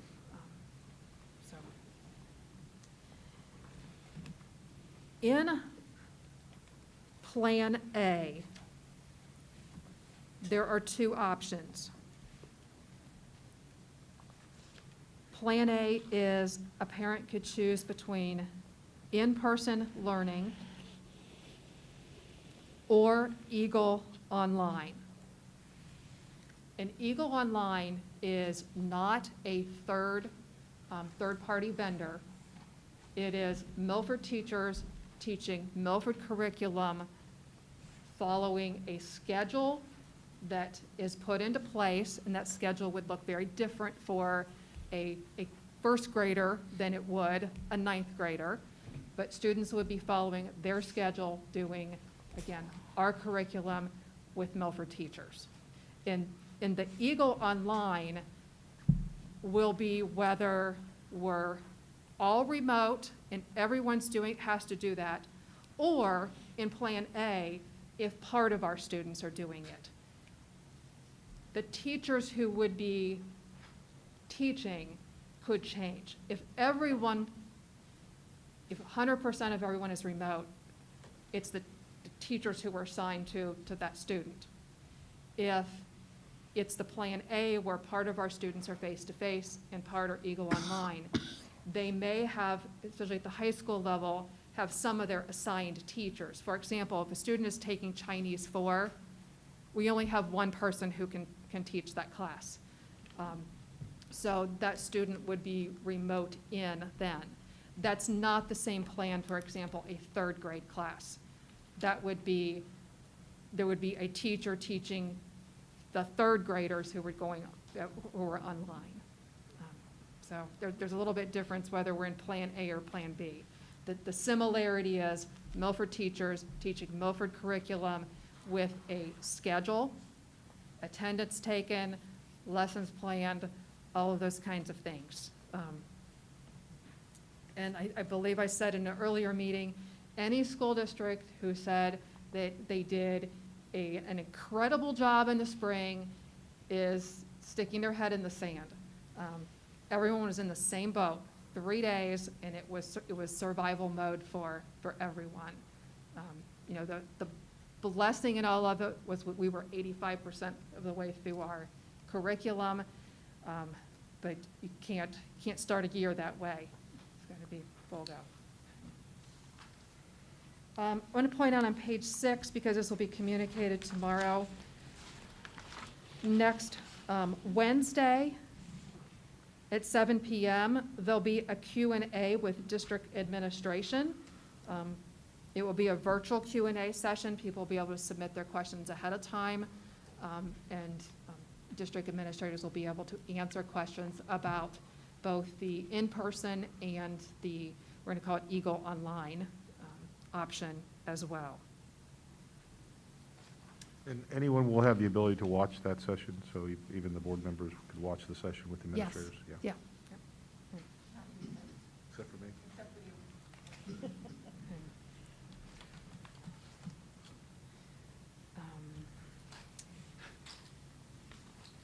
And we're going to, the in-person details we'll go over in the resolution, because those are a lot of the safety and wellness concerns for every single aspect. If you'll turn to page 19.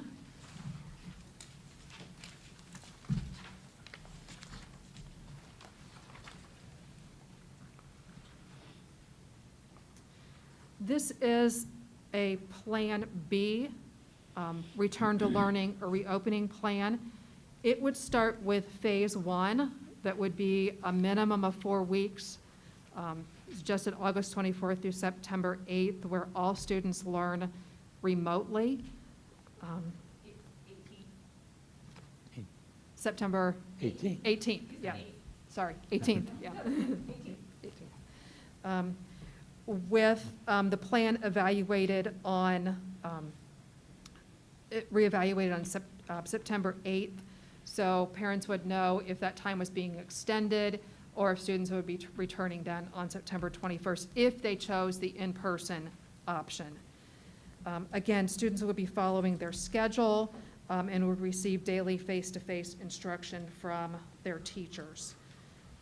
And then phase 2 of that is once it is determined that is as safe as it possibly can be to reopen, then Plan A would be enacted with some students in the building and some continuing to learn through the Eagle Online.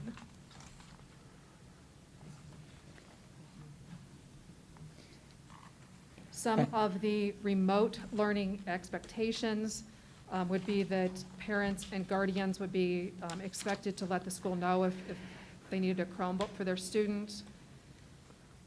Students would be expected to follow a regular schedule and participate. Teachers would work from their assigned building or classroom during that time, so they would have access to all the materials, technology, and some collaboration with one another. They would be responsible for taking attendance, holding office hours in addition to virtual or online face-to-face instruction. They would use Schoology as the consistent platform for all assignments, and they would grade work in a timely manner and provide feedback to the students, and then the responsibilities of the technology department and administrators. Page 21 kind of laid out some possible examples of what remote learning might look like. And I think the top sentence is important. Students will be expected to follow their schedule, but we do not expect students to be online 6 hours a day. That's cruel. That's not healthy. As adults, that is very, very challenging to be sitting online for 6 hours a day. So you can see an example, kindergarten through 6th grade. There's morning time to get ready. There's a morning meeting and check-in, that community part. There's a little time alternating literacy and math, social studies. Then there's free play and recess built in.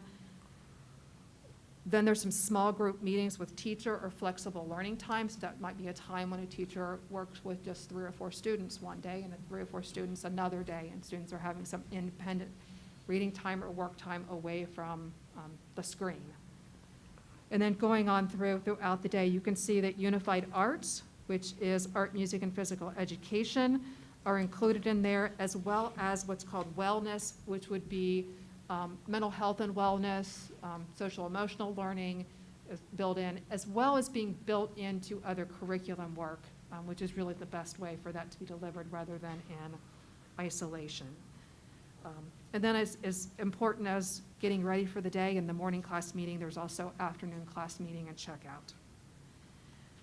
Grades 7 and 8 in high school, there's some possible schedules there of what those might look like. When we look at what are called red days and white days, it is simply that meeting with 6 or 7 classes in one day is too much. It's really too much in person. And the high school, even before COVID-19, was already looking at what they were calling a red stretch and a white stretch day for next year, more of a collegiate type schedule where students were not meeting with all 7 classes every day, running from class to class, just quick lesson, and then trying to do homework for 7 classes or 6 classes a day. So already looking at this, it was very easily adapted. So students would have time with each of their classes on an alternating day with their teachers, with also small group meeting time built in for some small group instruction, office hours for individual help, and then some built-in time for studying homework, additional help as well. So, as you all know, we've been through many iterations in the last 2 months. We had looked at using a third-party vendor for online, like other schools are doing, and we ultimately decided that that is not what we believe a Milford education should be. And it will be a valuable investment to determine how to have Milford teachers teaching Milford curriculum. And we certainly, I'm going to say it, we hope that parents realize that there is value to that rather than going to an online school. So I'll just say that. So I guess I can have a commercial here too. So that was the overview of the 2 plans. So Plan B has Plan A embedded in it. So what the board will have to grapple with and look at the data and can get feedback over the next several weeks is which plan is in place when school starts.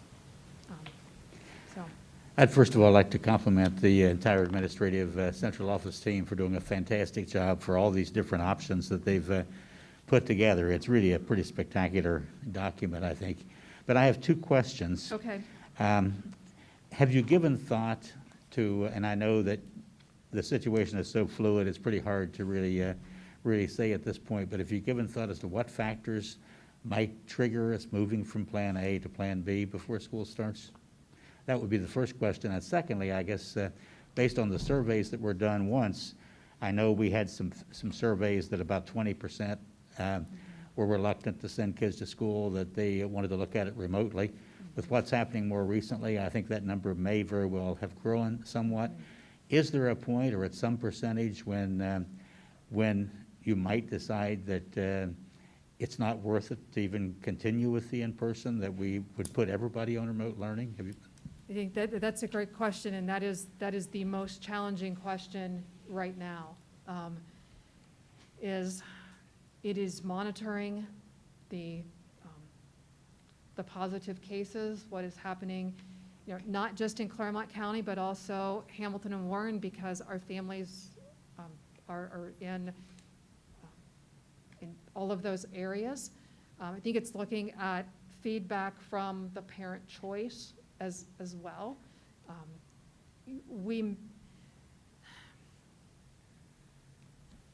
Remote learning by a Milford teacher following a schedule with Milford curriculum may possibly give more parents, may have them lean toward, okay, then we're going to do this at home, or I can do this at home.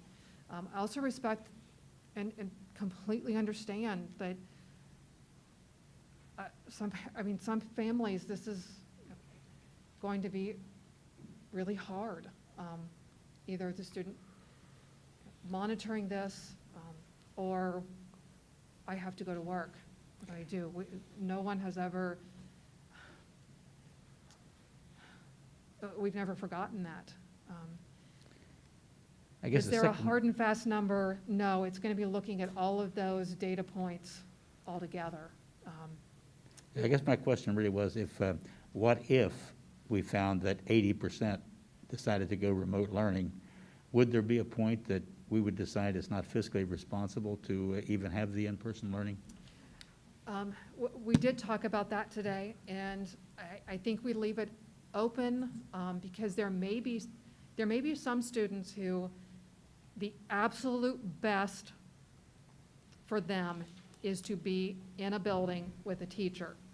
And if it's 80% online, we could shutter some buildings for a time and put students in a few of the buildings, really spread out.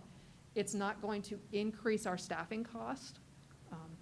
And we would look at all of those things. So I think I know I'm all over the place with the answers, but we've thought about all of that and recognize that we're gonna have to look at everything as it comes before us. I have no doubt that in-person learning with a teacher Yes. in the classroom is by far the better choice if it's safe to do so. Yeah, that's. Can I say something? I think. Of course. I prepared this, and hopefully I won't get too emotional. But as a working parent with 4 school-age kids, I felt the impact of the closure in March and trying to hobble our way through the remainder of last school year. We miss our friends and our routines and so many things we took for granted at the start of the year. We were lonely and angry and tired of being stuck at home. I work in IT at Children's Hospital and have been extremely proud of the leadership they've shown for all of us who work there and for our patients. They've been taking this virus very seriously, and they have shared their plans with us. I appreciate their conservative approach to every change in the way we work and the safety protocols we put in place. As we consider the options for school, I've been on every side of this, changing almost hourly. I know my kids miss their friends. I've seen the outbursts that they themselves can't even explain. The in-person school option, we've always known, doesn't exist this year. In-person is not last fall school. The things the kids think about for school can't happen.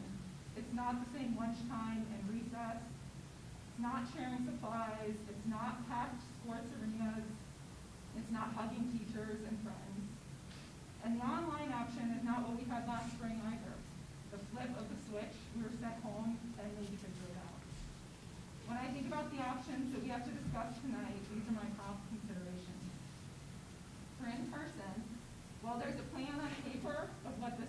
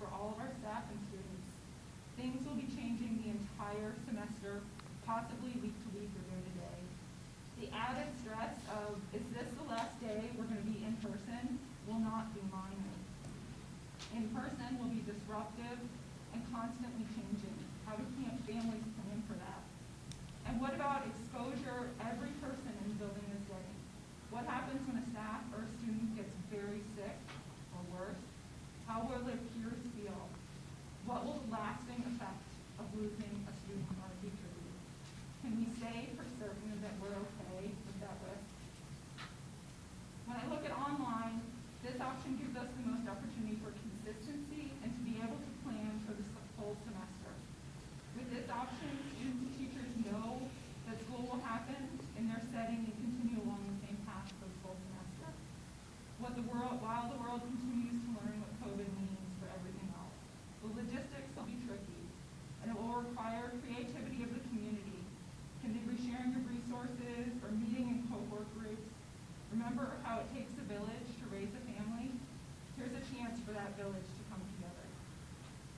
And we can control the exposure by not bringing together hundreds of people in each school building. We are one step closer to getting rid of this virus. When I think about entering a building with 200 people, all of whom have promised to wear masks and keep 6 feet apart, even I, as an adult, do not feel comfortable. How can I ask any of my children to do this at? Except it's not 200 people, it's more. And it's not 6 feet, it's less. And masks are hard. They're hot and they're uncomfortable. And we've been in here a couple hours. And that's not a full community. May the community have compassion and grace for all the people impacted by decisions in this country.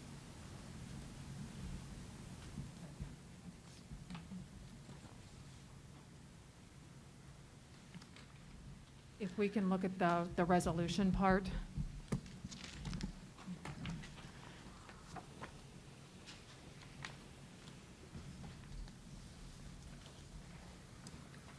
So we'll go over the items, and again, this is not choosing A or B to open the school year. This is if and when item, or Plan A, if and when Plan B is implemented, that these things are things that the board needs to take action on because they're often part of policy, but to change policy is month-long. So things like face coverings, which normally be part of dress code, but dress code's done in student handbooks, and those have been were approved back in May.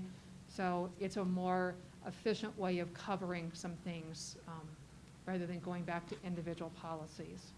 So this motion will be a supplemental to some of the policies that are in existence today, or Yes. some of the handbook items that are already a part of that handbook. Right, and it would be in effect during the time of COVID-19. So this is a sort of a temporary guidelines until Yes. they're changed otherwise. Yeah, you could then vote to change them when people no longer have to wear masks. Okay. Yeah. Some may continue to want to because they're so very That's comfortable.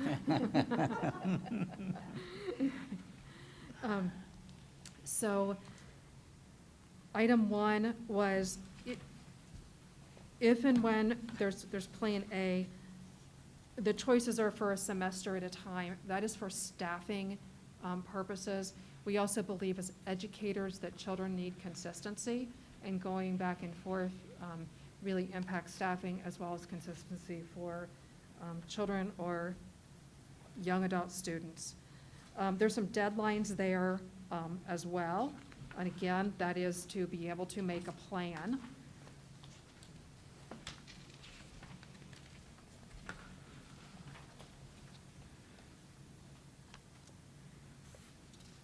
In-person is 5 days a week. I acknowledge there are these blended learning plans out there, or days on and days off, and I'm gonna be really honest. I had a conversation with another superintendent of a district that has a very large high school, and they were talking about that, and I said, explain to me how you're gonna do that. 2,000 students and probably 1,800 different versions of a student schedule. And it was, oh, that mathematically doesn't work.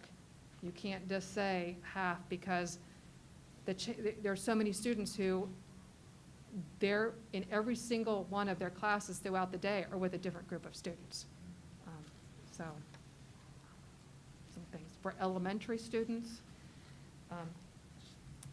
believe if someone's not in person, it should be consistent online, so that the consistency was more important and in and out. It's probably the right thing to do in some districts.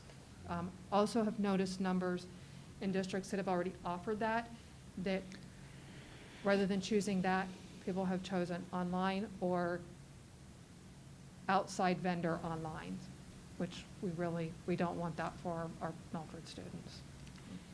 Nancy? Yes. Question. Going back to the sample schedules, Yes. what you just said about high schools makes a lot of sense, but even online, even remote, Yes. how do the kids come together at the same time when they're going to have so many different? Because they'll be with that teacher.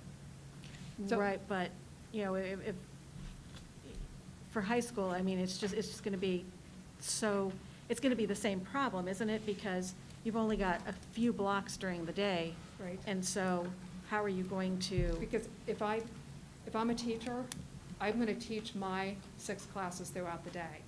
And my students who are already assigned to that are going to attend following their schedule. So but we don't have the same schedule online as we do in person. Not the time of the day, but it's the same schedule. The same outline? Same outline of the schedule. Okay. So Bell, Class A, which is period 1, that's the same Okay. no matter what, so. Okay. Does that? I think it does, yeah. Okay. Thanks. So I'm just I'm following my assigned schedule online. Okay. And, It's yeah, not, okay. it's not a new schedule. I think that makes sense. Thanks. It is just that with the red and white days, they're not meeting with every class every day. So And that's as a also teacher, kind of how they I get teach around it. classes A, B, C, and D on red day, and E, F, and G on the next day, and I just alternate. Okay. Okay? Yes, thanks. Item 2 has to do with safety protocols, and face coverings are required for all staff. That's a state mandate, which is why the board does not have to take action on that. And face coverings are required for K-12 students whenever they are within 6 feet of other students and staff. But that was after a lot of input from our teaching staff. No, it's not the best situation, but I believe that our teachers will find appropriate ways for our children, our young adults in school to be able to have some breaks. Go out in the hallway for a minute and take your mask off and come back in. I trust our teachers to do that. And I know that we're going to cover this a little bit down the page, but they'll be required unless they're within 6 feet of other students and staff, but we know they can't wear a mask during lunch. Right. So we're expecting that we will have 6 feet distancing for the children as they go to lunch. Right. Okay. So there's be some really creative uses of cafeteria space. And again, I know that some districts are using classrooms. That doesn't work for us because we have a significant number of food allergies, which brings up how that is monitored. Our principals are confident that they can create lunch schedules to be able to safely distance students. So like our elementary schedules may not look like they have in the past where there's 2 grades in the cafeteria at the same time and then they're going out to recess after. 1 grade in recess may not be before or after lunch. It might be a slightly different time of the day. So it's still there. Well, certainly when we receive feedback from parents on their choice to, regarding Plan A. Right. We still have to make a decision on Plan A or Plan B, but regarding Plan A, if there's a decent number of parents that would like to keep their children home to start the school year, that will impact the logistics of moving those children that are in the buildings. Correct. Yeah, I was going to ask if with reduced in-class enrollment as people roll out, we should be able to have some social distance there in order that everybody's not doing this 24/7. Right, right. But the big factor is just how many people choose online learning versus how many people choose the in-school option. I think that's why we're getting together on August the 6th. So we'll have enough time to digest those numbers as they come in. Well, with this crisis, between now and August 6th is a lifetime. Things Right, change so exactly. quickly, Yeah. constantly Exactly. altering. And It'll, parents will be choosing an in-person or an online before we know if there might be a plan B. Right, because we need to know what they would choose if we're on Plan A. So, because that could drive the board's decision. And But- if we move to Plan B, which is the first 4 weeks of the school year, everybody online. Yes, Can families who originally said in person say, I like this and want to stay? yes, But not a family who Right. chose online and does it and says, I want to poke my eyeballs out. My own, not my children's. yeah, we'll have, that will honestly come to whether staffing can be, what can be done with that, so. Well, I think part of it also, depending on which families choose online, some buildings could be, it depends on the number for Right. each building and grade. It also depends on the building, because we have different size rooms. So some buildings might have great social distancing and others might not. Right. So, if you're a family with multiple children, one child may be in a building where it's great, and the Right. other might be more crowded than you're comfortable with. So, that's gonna have to Yeah. come into play too. And they can choose, families can choose one different option per child, they're choosing per child. Absolutely, because as we know, every child has different needs. And that's, we know that. What about serving special education students? Are we going to be able to do that online successfully? Yes, yes, there's some, Ms. Berkeley, and then Mrs. Barker, who will be coming into the position, have talked about the intervention specialist having very specific times online, or because sometimes there's small, can be a very small group meeting, offering parents, if they're comfortable, to bring the student into the building for learning with 4 or 5 other students. And then services for speech and other things would be, is done online. So yes, they're confident. So as a parent of children on Mhm. IEPs, I will choose my in-person or online, but then still have the opportunity to talk to the IS about specific, what my IEPs look like on that time. Yes, yes, and the principal, and working again with staffing and how that, everything works, so.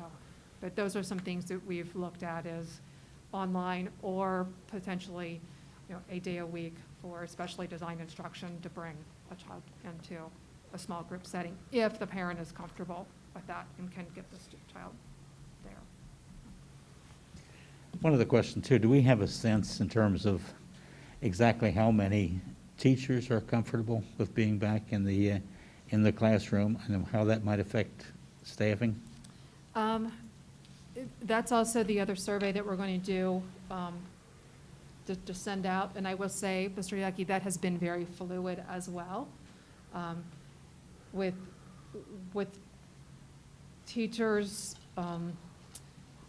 thoughts from, we have to get back. I've heard, there were some teachers here working on some things last week, and a 4th grade teacher said, I just pray that we can be back for 2 weeks at least, so I can teach all of my children how to do remote learning really great, and then we'll be okay. 2 teachers who are very concerned. So we're going to work with, Mr. Spicer and I are daily meeting and talking with leaders of the teachers union, so that we're in ongoing communication about that.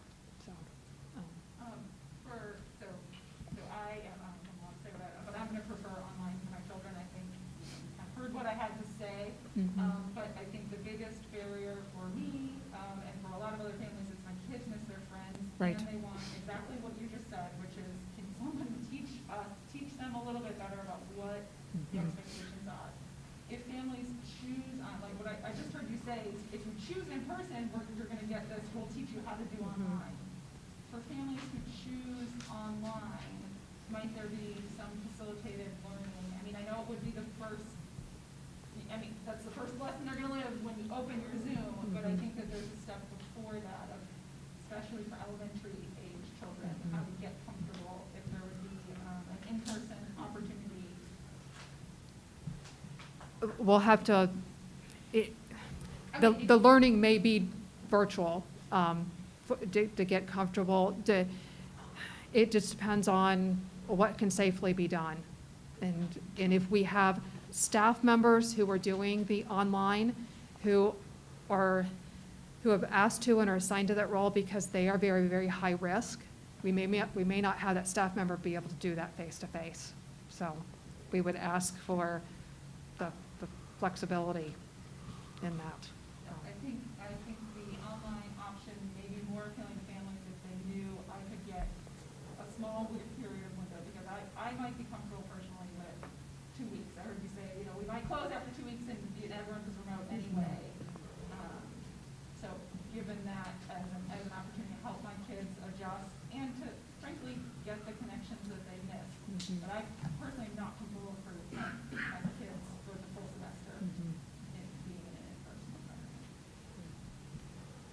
Those are all things to look at, and I'm not saying it's possible or not possible.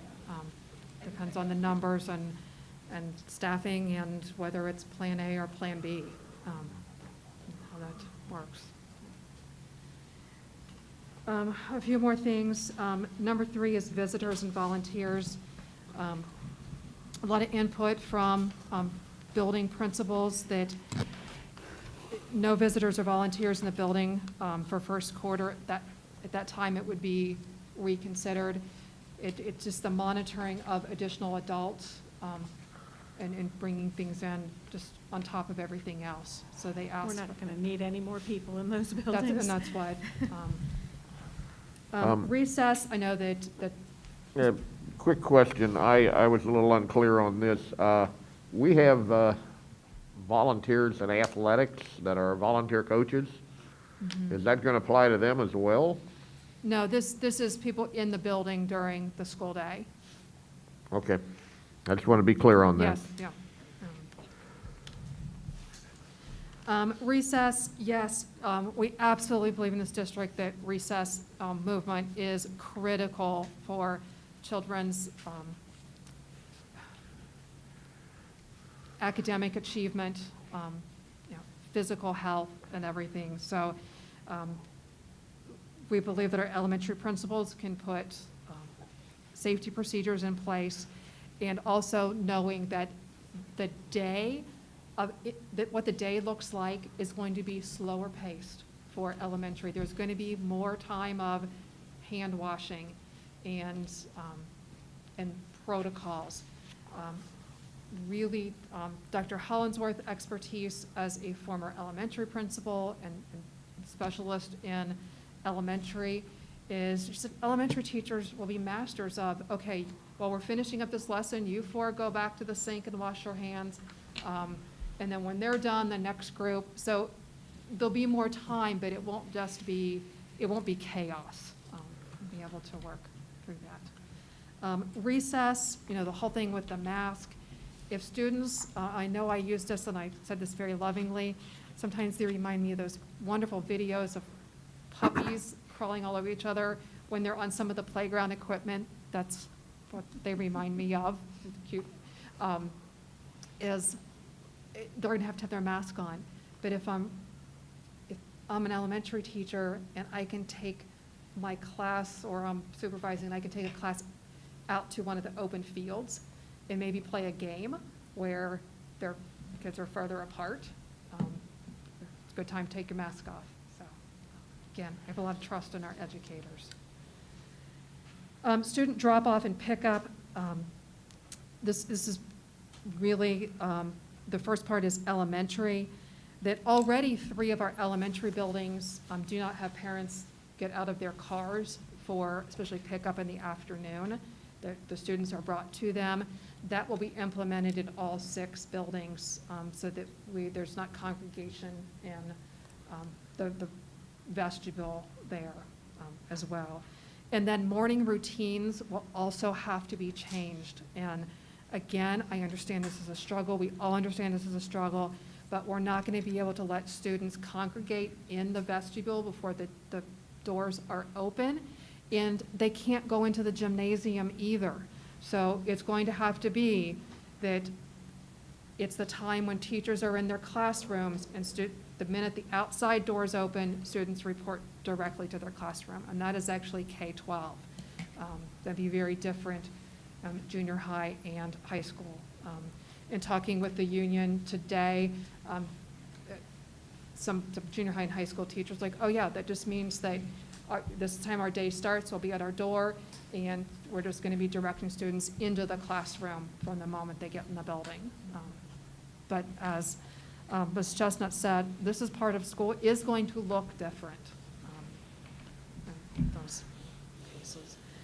Food service, it's mandated no self-serve. Our students will eat in the cafeteria or extended cafeteria or areas. For example, at the junior high with our wonderful junior high cafeteria, Mrs. Getz has already worked on, they would drop the divider in the gym and have additional cafeteria tables in the gymnasium as well.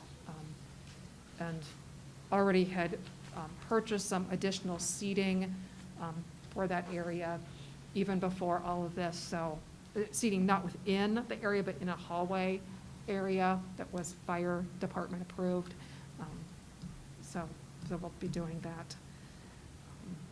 And then I said principals are create through that. Transportation, probably seen a lot of that on the news. Would allow 2 students per seat.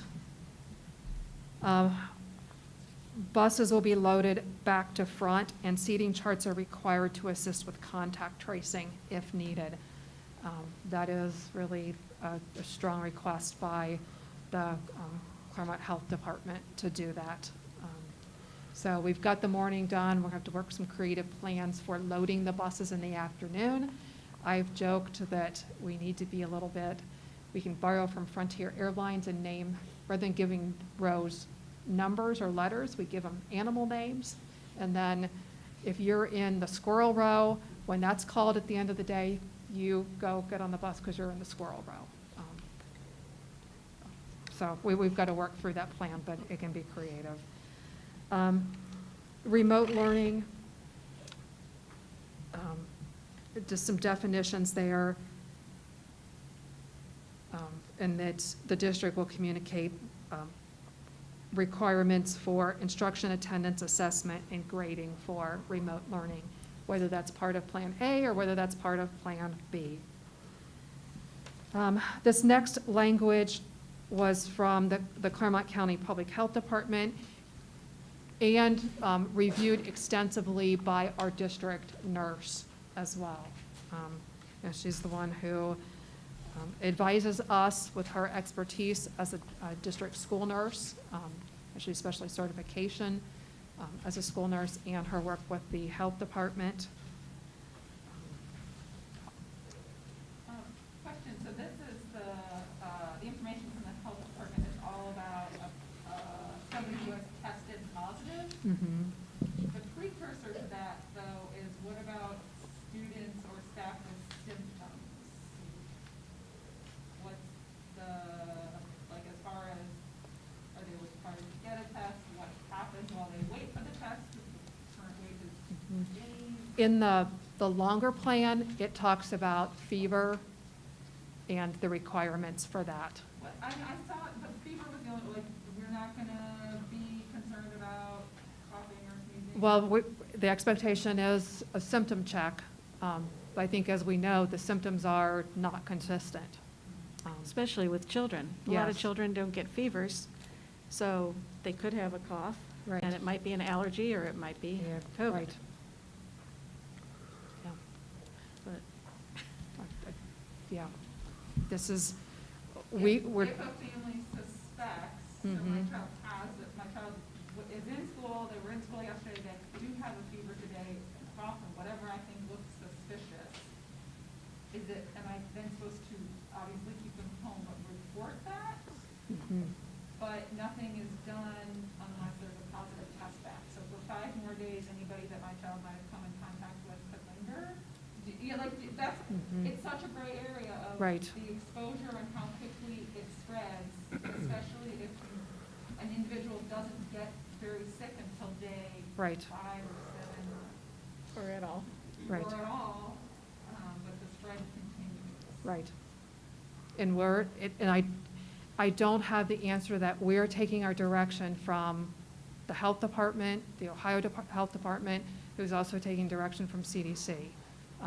So working with those experts.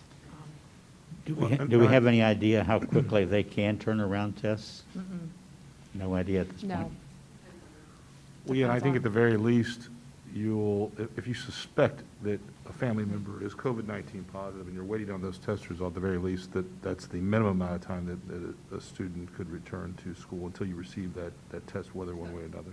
And I think we also need to just be clear on what the reporting is, because there are plenty of people who get tested and don't bother telling people that they're in that waiting period. And so that seems dangerous. And when I think about a high school student, as far as, moving classrooms, they attend school for 2 weeks, they get a test, 3 days later, they get a response, and now,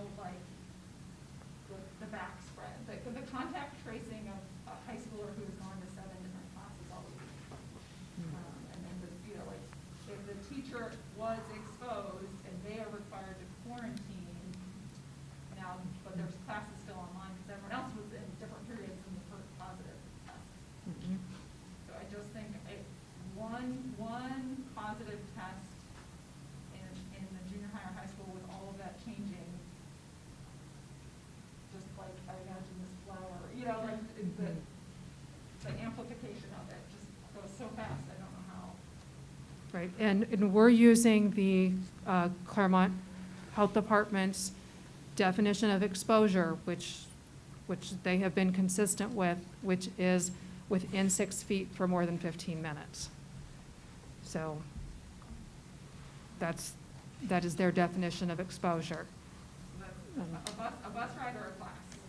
But it's not necessarily everyone on a bus. Right, exactly. So, right, which is the reason for the seating chart.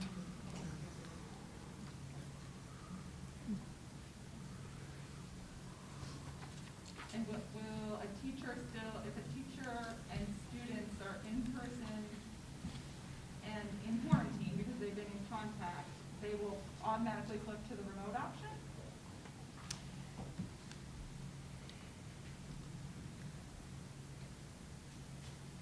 Not necessarily. If a student thinks they're going to be out for, depends on what, let me back up. It depends on which plan we're in. If we're in plan A and there's both going on, they want to stay with their teacher, which may not be the remote teacher, if we're in plan A. So the attempt would be they would stay with their class and follow assignments, just like they would if they were out for an extended illness right now. So. Emily, apparently you're very hard to hear, so. Oh, sorry. Your wife. Yes, your wife texted. Yeah, I've got my 12. Oh, sorry. Or stop talking. You have to make that choice.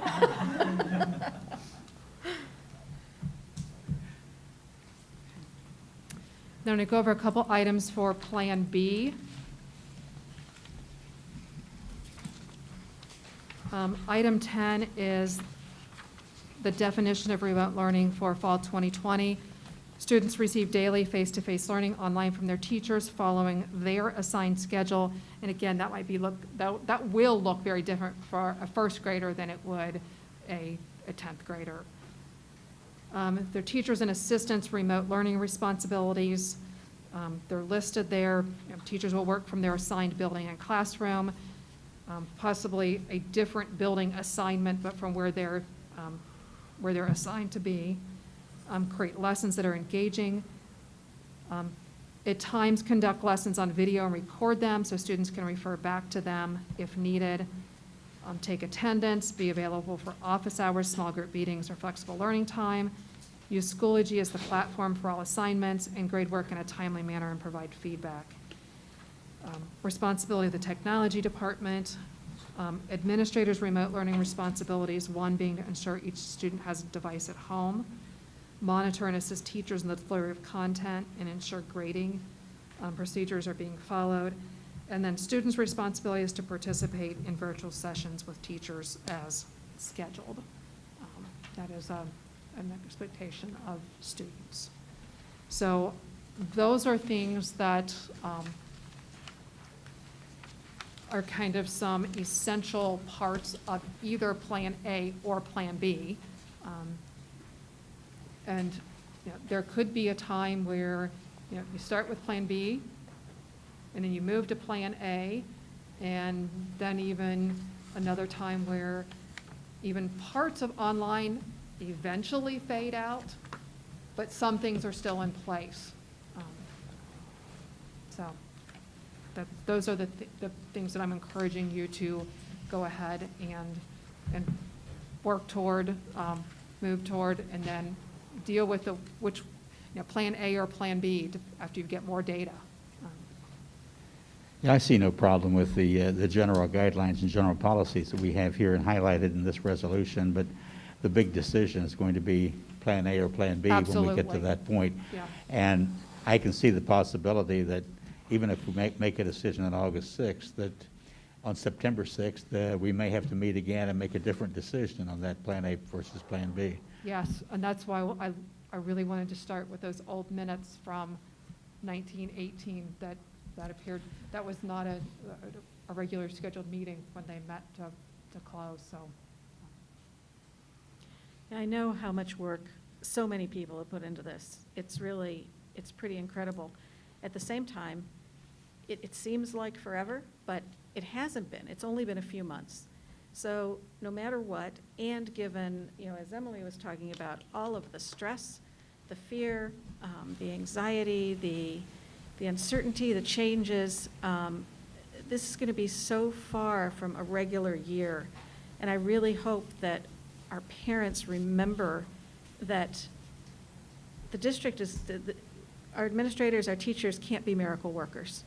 So this is, it shows how much work, how much thought, and how much care.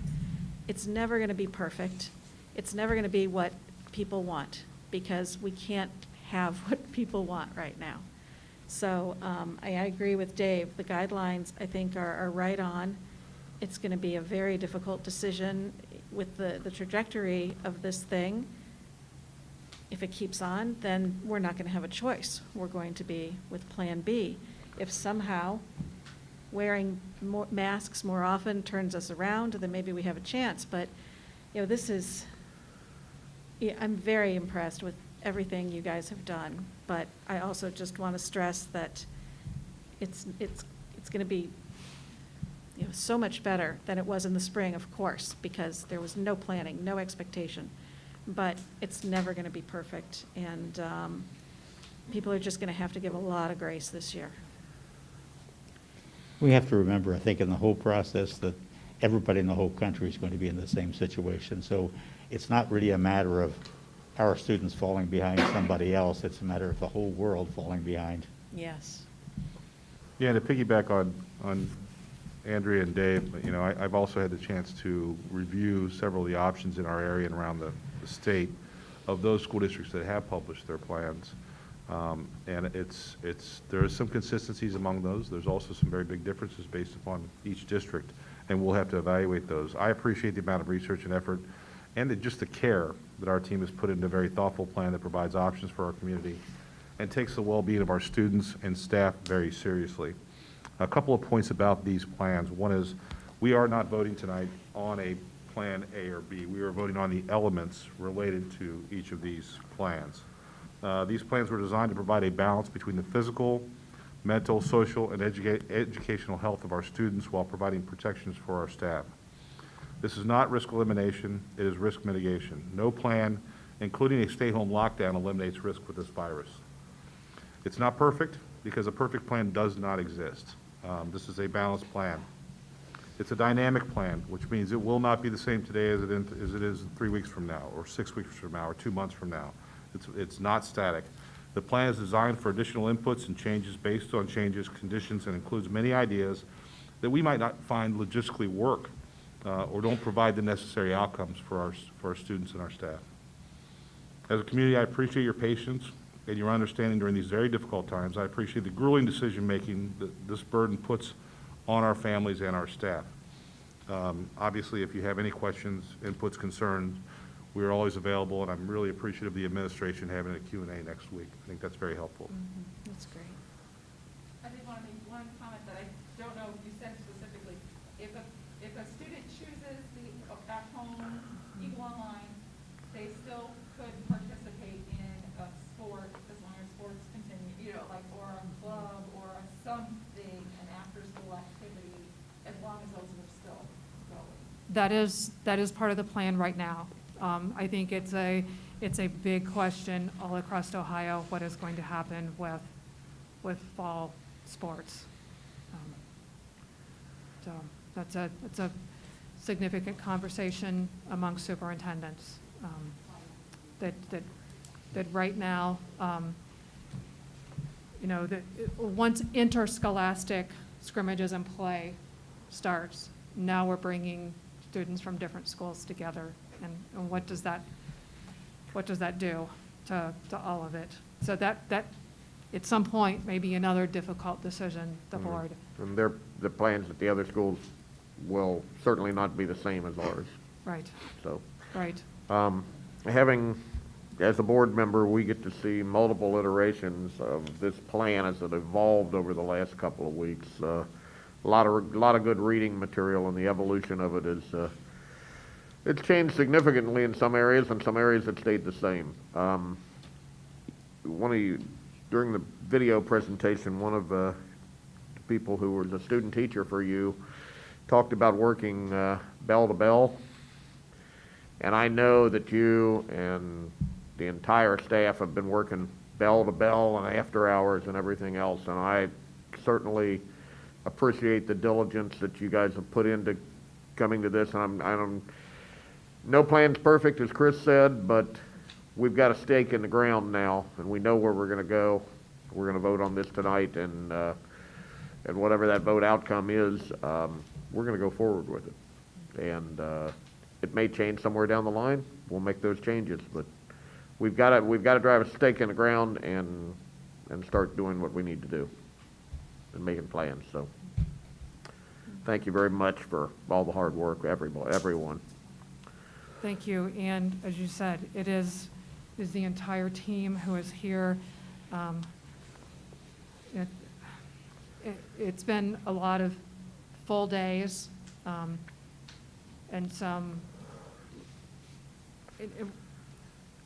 a lot of ideas, ideas from the educators throughout the district as well. And many of us have talked about we're back to waking up at 3 o'clock in the morning, you know, thinking about everything and how to make it work. And I said that probably the major change was just the acceptance that we did not want to use a third-party vendor for online curriculum, which then meant once that aha moment decision was, then we had to come up with a whole different, whole addition to the plan. I can see the resolution of sympathy from Mr. Spicer should be in order. He's actually jumping right into the fire in this situation. Yes, he is.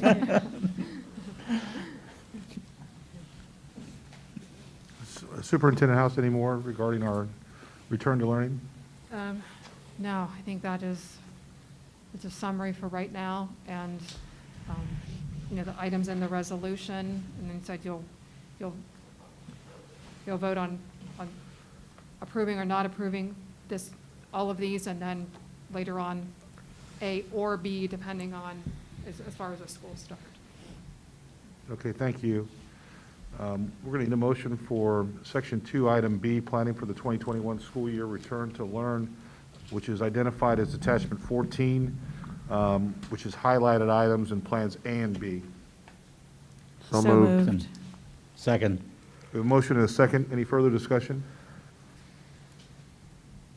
Hearing none, roll call, please. Mr. Yaki? Yes. Mrs. Brady? Yes. Mrs. Chestnut? Yes. Mr. Miranda? Yes. Mr. Ham? Yes, thank you.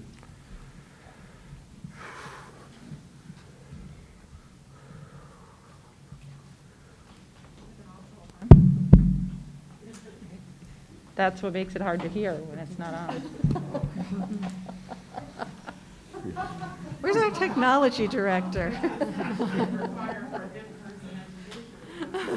If you put it, luckily we have masks on because there's a lot of funny faces in this room right now. They can all see mine. Okay, we're going to move on to Human Resources. Superintendent Nancy House. Okay, 2 items for approval. Item A is approval of the negotiated agreement between the Milford Education Association and the Milford Exempted Village School District. We need a motion for approval of item A, references attachment 15. So move. Second. We have a motion and a second. Any discussion? Yes, I wanted to say something. Regarding this contract, we've been saying the word unprecedented an awful lot, and certainly it applies. 4 short months ago, I would never have expected to be voting on personnel contracts in a more tumultuous and confusing time. We first started negotiations with our unions in February of this year. An agreement was reached and presented to the board in late March, just as it was becoming clear that COVID was a bigger concern than anyone initially thought. That contract was for 3 years with raises of 2.9%, 2.6%, and 2.2%. The board felt it was imprudent to sign a 3-year contract with raises in those amounts since there was so much uncertainty with COVID in the economy. We thus turned down that agreement. In the meantime, we were unable to come to an alternate arrangement with the unions. A week and a half ago, we entered mediation, and the agreement we are voting on tonight was reached per that session and the mediator's recommendations. Okay, thank you. Any other discussion or comments?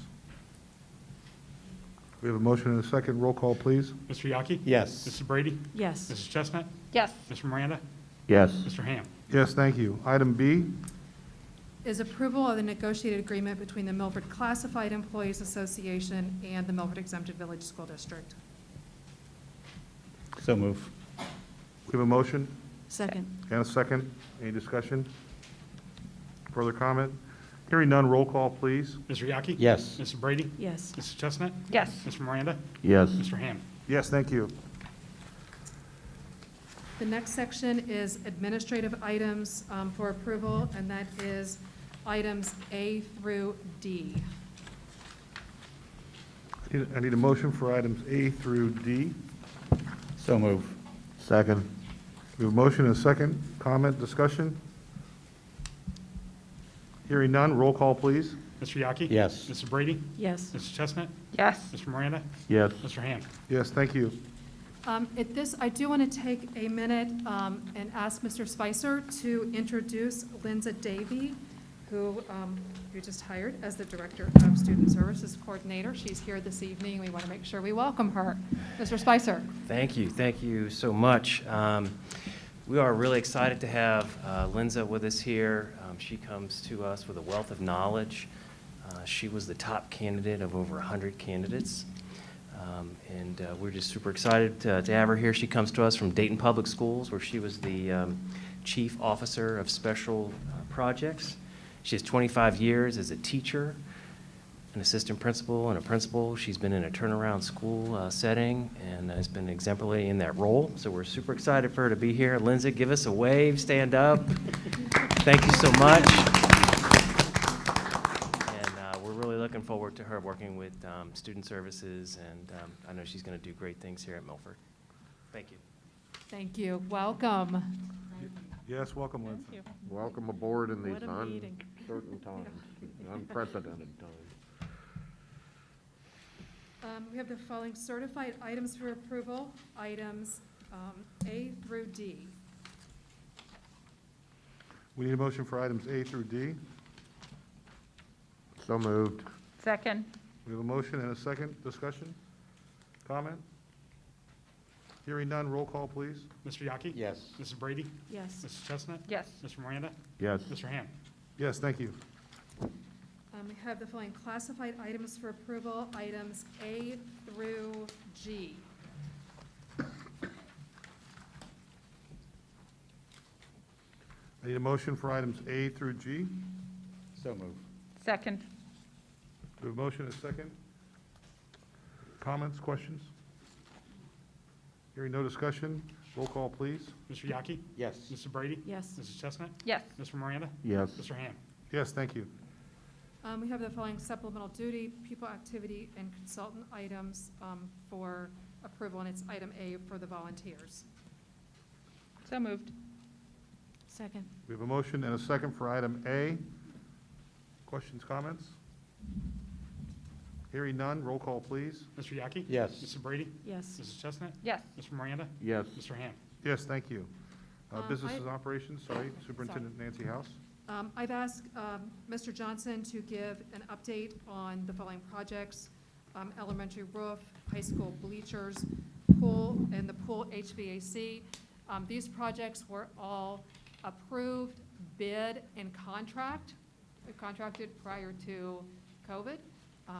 So they were underway in terms of materials and purchases. And in some ways, the timing has been good to have those done. Mr. Johnson. Thank you, Mrs. House, President Ham, members of the board. It's been a busy summer. Summers are always busy for maintenance, custodial staff, or things that we try to get done when people aren't in our buildings. A couple of the big things that we've done this year, we did replace the bleachers in the main gym at the high school. That was done in the month of June, so that's been completed, and they are currently refinishing the floor. So a new paint job, new logo is going down. I visited with them this morning. Things are going well, and expect that to be done by the 1st of August to get our students back in there. One of the other big things we're working on at the high school is replacing the HVAC system in our natatorium. That system was 20 years old and was undersized, so we've been working on getting that done. The units were delivered a little bit late, and we're working on a bit of a schedule recovery. We think we're going to be okay, but those units were actually installed on Monday of this week. Anybody driving around Miami Township might have saw a big old crane sticking up in the air. That's what that was putting those new units into the building, as well as some of the units that go on the roof. So they've been bolted up. The ductwork's being connected, the piping's being connected to it. So that's going well, and we expect that to be done by the end of July as well, maybe into the first week of August. And then the other thing that we're working on that most people probably didn't see, but they soon will, is replacing the roofs at both McCormick and Mulberry Elementary. This week, they're finishing up the shingle work at McCormick. They've still got metal work and gutters and downspouts that they'll be working on here for probably another week or so, and they'll be moving over to start at Mulberry by next week. So it'll be a little more visible being at Mulberry than it was at McCormick, kind of stuck back there off the road, especially when that road's been closed for a little over a month.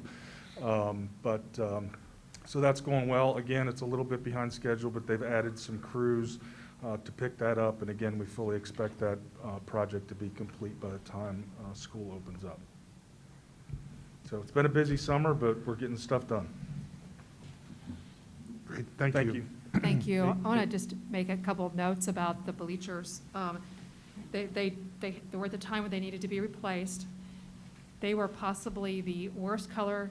They were beige, the dullest looking gymnasium in used to be GMC and now ECC. The bleachers are a combination of red, black, and gray. That was the vision for the athletic director. We know that, and I have been very adamant that Milford colors are red and white, and those are our two colors. But all red bleachers looked terrible when we saw the renderings. Having all black bleachers, just showing the dust, and let's just face it, white bleachers, They wouldn't, yeah. So Mr. Zupka had the idea of kind of model off Kentucky Speedway, where there's a mix.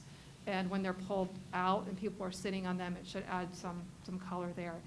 More important than the aesthetics, so excited that our bleachers have handrails on them now.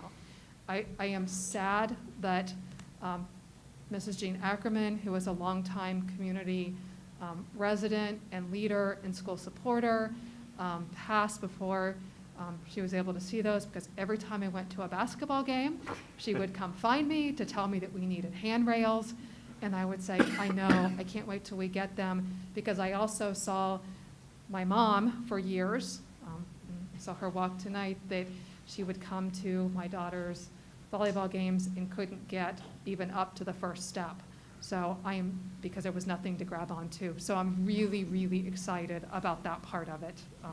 The gym looks beautiful, but having those handrails will make a world of difference. So thank you for saying that was needed. So. Some of the rest of us are affected by that too. Yeah, no, many grandparents and parents in the district, aunts, uncles, for not only sports but for the band performances are going to be very excited about having those. Good, and that's. And some of us old board members too. Okay, thank you.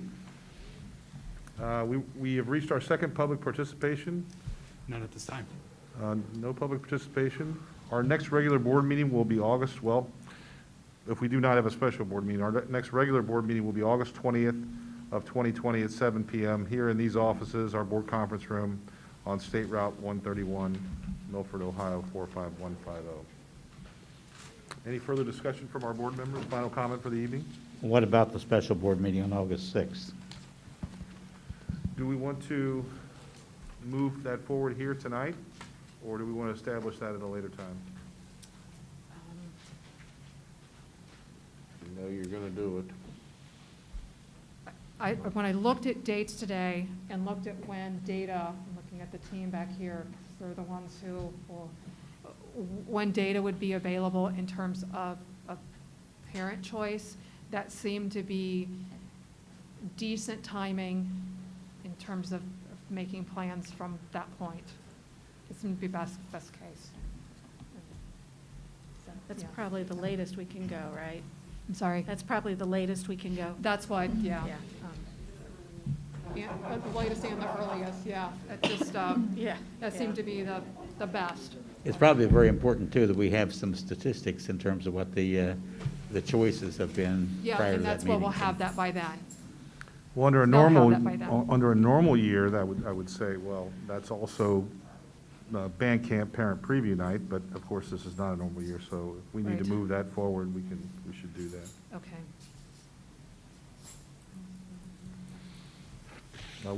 That doesn't require a resolution or anything. You can do it, or we can just send out the notice. Okay, Either way you want to do it. I need a motion for us to schedule a special. First thing you need a motion to add it to the agenda, and then another motion to approve it.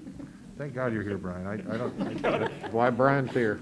And we need to include a time too, as far as Yes, the date and yes. time. So I need a motion to update our agenda and to include the establishment of a special board meeting on August 6th of 2020.